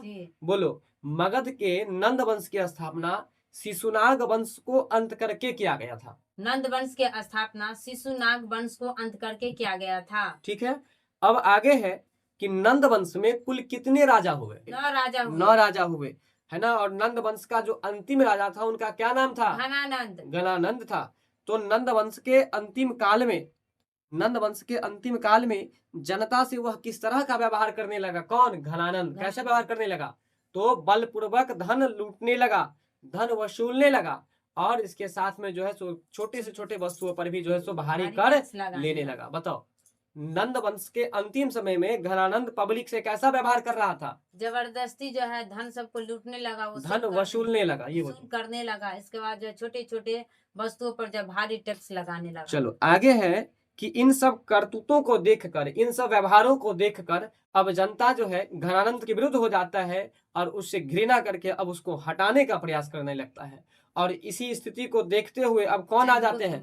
चंद्रगुप्त मौर्य जाते हैं। किनके सहयोग से आते हैं? चाणक्य के सहयोग। चाणक्य के सहयोग से आकर के क्या करते हैं? फिर घनानंद को हत्या करते हैं। घनानंद की हत्या करते हैं और तब जाकर के अब नंद वंश पर किसका शासन आ जाता है? मौर्य वंश। मौर्य वंश का शासन आ जाता है। और अब फिर आगे देखो कि मौर्य वंश के बाद भी एक वंश आता है, उस वंश का नाम होता है शुंग वंश। कौन सा वंश आता है? शुंग वंश। शुंग वंश। और शुंग वंश के बाद कौन सा वंश आता है? कन्नव वंश। कन्नव। हाँ, कौन सा वंश है? कन्नव वंश। कन्नव वंश। और कन्नव वंश के बाद आता है गुप्त वंश। आपका प्रश्न था कि नंद वंश के बाद किस वंश के बाद? नंद वंश के बाद। नंद वंश के बाद मगध पर किस राजवंश ने शासन किया? तो मौर्य वंश ने। मौर्य वंश ने। और नंद वंश से पहले किस वंश का शासन था? शिशुनाग वंश। शिशुनाग वंश का। तो बात यहाँ तक क्लियर है। चलते हैं अब हम लोग अगले प्रश्न पर। कलिंग नरेश खारवेल। कौन? कलिंग नरेश खारवेल। शासक का नाम है, राजा का नाम है खारवेल। क्या नाम है? खारवेल। खारवेल। तो कलिंग का राजा जो खारवेल था, कहा कि उसका संबंध किस वंश से था? तो याद रखना कि खारवेल शासक जो थे उनका संबंध यहाँ पर ऑप्शन के हिसाब से उपरोक्त में से कोई नहीं है ना, या उपरोक्त में से एक से अधिक होगा। फिलहाल अब आगे हम बताते हैं। देखिए कलिंग के चेदी राजवंश, कलिंग के चेदी राजवंश का संस्थापक महामेघवाहन वाहन नामक व्यक्ति था। कलिंग के चेदी राजवंश का जो संस्थापक था है ना, वो कौन था? महामेघवाहन नामक व्यक्ति था। अतः इस वंश का नाम महामेघवाहन वंश भी पड़ गया। अब देखो व्यक्ति का नाम था महामेघवाहन और महामेघवाहन व्यक्ति के नाम पर उस वंश का नाम पड़ गया महामेघवाहन। बात समझ में आ रहा है? तो इस वंश का सबसे अधिक शक्तिशाली राजा जो था वह याद रखना खारवेल, इसलिए खारवेल के बारे में प्रश्न अधिक देखने को मिलता है। चेदी वंश का है ना, चेदी वंश का सबसे अधिक पावरफुल, चेदी वंश का सबसे अधिक पावरफुल जो राजा थे वो कौन थे?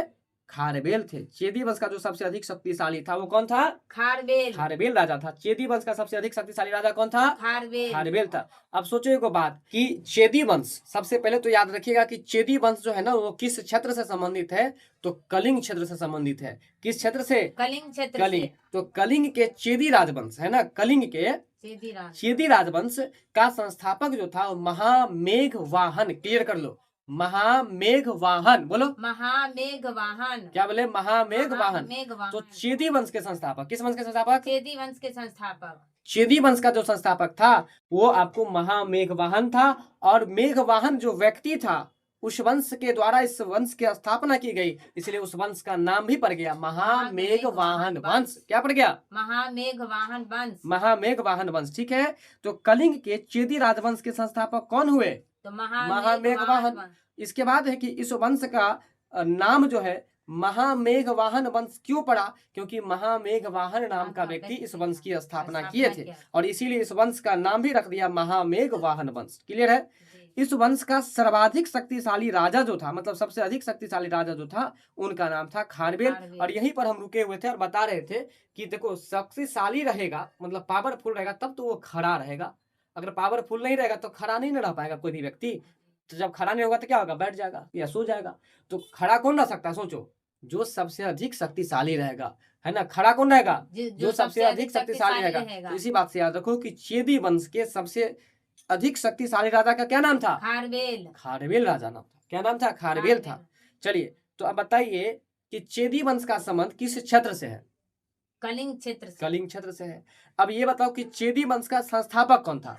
महामेघवाहन। चेदी वंश का संस्थापक कौन था? महामेघवाहन, है ना। और देखो एक बात और बताते हैं, ये जो चेदी वंश के बारे में हम बार बार चर्चा कर रहे हैं, चेदी वंश का दूसरा नाम महामेघवाहन वंश भी था। इस बात को बढ़िया से क्लियर कर लो। इसलिए अगर प्रश्न ये पूछ दिया जाए कि महामेघवाहन वंश का सबसे अधिक शक्तिशाली राजा कौन था, फिर भी वही उत्तर हो जाएगा। क्या हो जाएगा?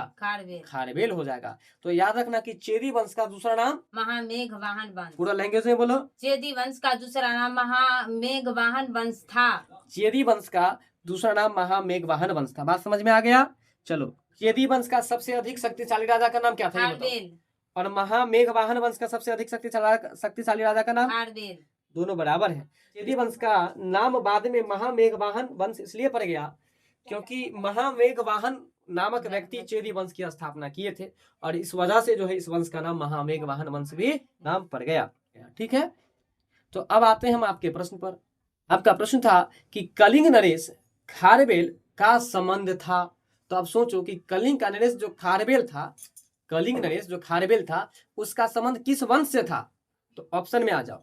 ऑप्शन ए में है महामेघवाहन वंश से। तो इससे था कि नहीं था? इससे था। सातवाहन वंश से? इससे नहीं था। रथ भोजक वंश से? नहीं था। तो यहाँ पर जो है याद रखिएगा महामेघवाहन वंश से था और चेदी वंश से था। तो इसका इस प्रश्न का उत्तर अब 2 हो गया, इसलिए इसका उत्तर हो जाएगा उपर्युक्त में से 1 से अधिक। बात समझ में आ गया ना? अब चलिए इसके बाद जो आपका अगला प्रश्न है राजा खारवेल, है ना। अब राजा खारवेल के बारे में नहीं ना भूलोगे? तो बताओ कि राजा खारवेल किस क्षेत्र से संबंधित था? कलिंग क्षेत्र। कलिंग क्षेत्र से संबंधित था। खारवेल राजा जो थे वो किस वंश से संबंधित थे? तो चेदी वंश से या महामेघवाहन वंश से। आगे है कि राजा खारवेल का नाम जुड़ा है ना। तो राजा खारवेल का नाम जो जुड़ा है वह किस अभिलेख से जुड़ा हुआ है, ये आपसे पूछा जा रहा है। तो इसका सही उत्तर हो जाएगा हाथी गुम्फा अभिलेख से। किससे? हाथी गुम्फा अभिलेख से। तो राजा खारवेल का नाम जो जुड़ा हुआ है किससे जुड़ा हुआ है? हाथी गुम्फा हाथी गुम्फा अभिलेख से जुड़ा हुआ है। अब देखो एक बात बताते हैं, वैसे तो हाथी बैठता भी है, लेकिन ऐसा सोच के चलो कि हाथी जो है ना नहीं बैठता है। बात समझ में आ रहा है? तो इसलिए याद रखना कि हाथी जब नहीं बैठता तो खड़े न रहता है, तो खड़े रहता है, तो इसलिए खारवेल यानी कि खारवेल राजा जो है उसका संबंध किस अभिलेख से है? तो हाथी गुम्फा अभिलेख से। ठीक, हाथी गुम्फा अभिलेख से। कलिंग का चेदी शासक खारवेल, ये बात तो अब क्लियर हो गया ना? कलिंग का चेदी शासक खारवेल, बात समझ में आ गया कि नहीं आया? कलिंग का चेदी शासक खारवेल प्राचीन भारतीय इतिहास के महानतम सम्राटों में से एक थे। ये जो खारवेल शासक थे वो महान सम्राटों में से एक महान सम्राट थे, याद रखना, खारवेल। इसलिए खारवेल की चर्चा अधिक है, सबसे अधिक शक्तिशाली था ना, इसलिए इनको महान की संज्ञा दे दी गई है। जैसे अशोक भी बहुत शक्तिशाली था, लेकिन नहीं, कोई भी युद्ध हारवे नहीं किया अपने जीवन काल में। तो कलिंग का चेदी शासक खारवेल प्राचीन भारतीय इतिहास के महानतम सम्राटों में से एक था। उड़ीसा प्रांत, कलिंग जो है कहाँ पर है? उड़ीसा में। उड़ीसा प्रांत के भुवनेश्वर में उदयगिरी पहाड़ी की हाथी गुम्फा अभिलेख से, हाथी गुम्फा अभिलेख कहाँ है? तो उड़ीसा प्रांत के भुवनेश्वर में स्थित, कहाँ पर स्थित? उड़ीसा एक राज्य हुआ जिसको हम लोग अभी राज्य बोलते हैं, उसी को पहले के समय में प्रांत बोला जाता था। बात समझ में आ रहा है ना? तो उड़ीसा प्रांत के भुवनेश्वर, उड़ीसा प्रांत के भुवनेश्वर में स्थित उदयगिरी पहाड़ी, कौन सी पहाड़ी? उदयगिरी पहाड़ी। उदयगिरी पहाड़ी की हाथी गुम्फा से, उदयगिरी पहाड़ी की हाथी गुम्फा से उसका एक बिना तिथि का अभिलेख प्राप्त हुआ। हाथी गुम्फा से कैसा अभिलेख प्राप्त हुआ है? बिना तिथि का। मतलब हाथी गुम्फा अभिलेख का एक विशेषता क्या है कि इसमें कोई तिथि निर्धारित नहीं था कि इसका निर्माण कब हुआ है, यह कब लिखा गया है। बात समझ में आ रहा है ना? हाथी गुम्फा अभिलेख जो था वह बिना तिथि वाला था। इसमें खारवेल के बचपन, समझते चलना, खारवेल का बचपन। अब देखो बचपन के बाद बड़ा जब होगा तो उसको शिक्षा दिया जाएगा ना, तो खारवेल का बचपन, बचपन के बाद शिक्षा, और जब शिक्षा मिल जाएगा तो फिर राजा बनेगा ना, तो इसके बाद वो राज्याभिषेक होता है उनका, है ना? खारवेल के बचपन, शिक्षा और राज्याभिषेक तथा राजा होने के बाद 13 वर्षों तक के शासनकाल की घटनाओं का क्रमबद्ध वर्णन किया गया है।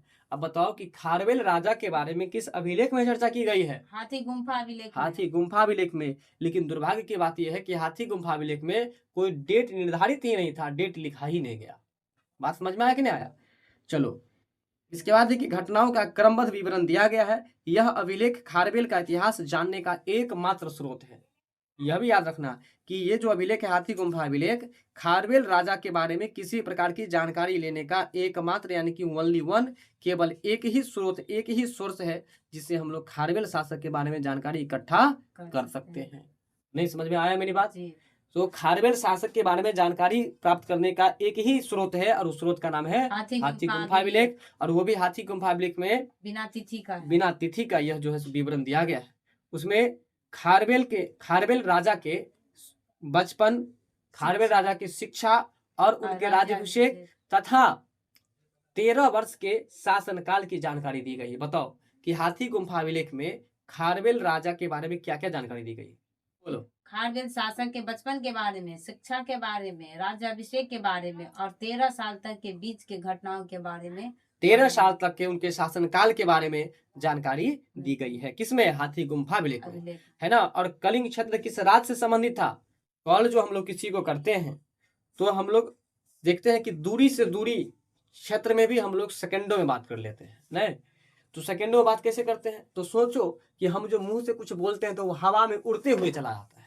तो उड़ते हुए चला जाता है मतलब उड़ीसा, उड़ते हुए चला जाता है मतलब उड़ीसा, यानी कि कलिंग क्षेत्र किस राज्य से संबंधित है? उड़ीसा से। और उड़ीसा राज्य के यानी कि उड़ीसा प्रांत के भुवनेश्वर में स्थित एक पहाड़ी, और उस पहाड़ी का नाम है उदयगिरी पहाड़ी। क्या नाम है? उदयगिरी पहाड़ी। तो उदयगिरी पहाड़ी की हाथी गुम्फा अभिलेख से बिना तिथि की अभिलेख प्राप्त हुई, और उस अभिलेख में ही खारवेल के बचपन के बारे में, खारवेल की शिक्षा के बारे में, खारवेल के राज्याभिषेक के बारे में और खारवेल के 13 वर्ष तक के शासनकाल के बारे में जानकारी दी गई है। बात समझ में आया? अब बताओ सबसे पहले कि तुम खारवेल शासक के बारे में क्या क्या जानते हो, बताओ। खारवेल शासक चेदी वंश अर्थात मेघवाहन वंश से संबंधित थे। ठीक है। खारवेल शासक चेदी वंश अर्थात मेघवाहन वंश के सबसे अधिक शक्तिशाली राजा थे। सही है। खारवेल शासक के बारे में जानकारी प्राप्त करने का एकमात्र स्रोत है जो हाथी गुम्फा अभिलेख है। ठीक है। खारवेल शासक प्राचीन भारतीय इतिहास के महानतम शासकों में से एक शासक थे। खारवेल शासक प्राचीन भारतीय इतिहास के महान शासकों में से एक महान शासक खारवेल थे। खारवेल शासक प्राचीन भारतीय इतिहास के महान शासकों में से एक थे। और खारवेल शासकों के बारे में, उनके बचपन के बारे में, खारवेल शासक के बचपन के बारे में, उनकी शिक्षा के बारे में और उनके राज्याभिषेक तथा उनके 13 साल तक के शासनकाल के बारे में जानकारी जो है वह हाथी गुम्फा अभिलेख में मिलती है। ध्यान रखना है कि खारवेल शासक के बारे में एकमात्र जानकारी का स्रोत है और वो है हाथी गुम्फा अभिलेख। वो क्या है? हाथी गुम्फा अभिलेख। चेदी शासक का दूसरा नाम क्या था, ये बताओ। महामेघवाहन वंश। चेदी वंश का दूसरा नाम क्या था? महामेघवाहन वंश। ठीक है। अब ये बताओ, हाथी गुम्फा अभिलेख कहाँ है? उड़ीसा प्रांत के भुवनेश्वर में उदयगिरी पहाड़ी के पास स्थित है। ठीक है। और यह हाथी गुम्फा अभिलेख जो है खारवेल शासक का एकमात्र जानकारी का स्रोत है। इसमें खारवेल शासकों की शिक्षा, उनके बचपन, राज्याभिषेक तथा उनके शासनकाल के 13 वर्षों के शासनकाल की जानकारी दी गई है। प्रश्न था कि राजा खारवेल का नाम जुड़ा है। ऑप्शन में है गिरनार के स्तंभ अभिलेख से, जूनागढ़ के स्तंभ अभिलेख से, हाथी गुम्फा लेख से, सारनाथ लेख से। क्या उत्तर होगा? हाथी गुम्फा अभिलेख से। हाथी गुम्फा अभिलेख से। ठीक है, तो बात समझ में सब कुछ आ ही गया है। चलते हैं अब हम लोग अगले प्रश्न पर।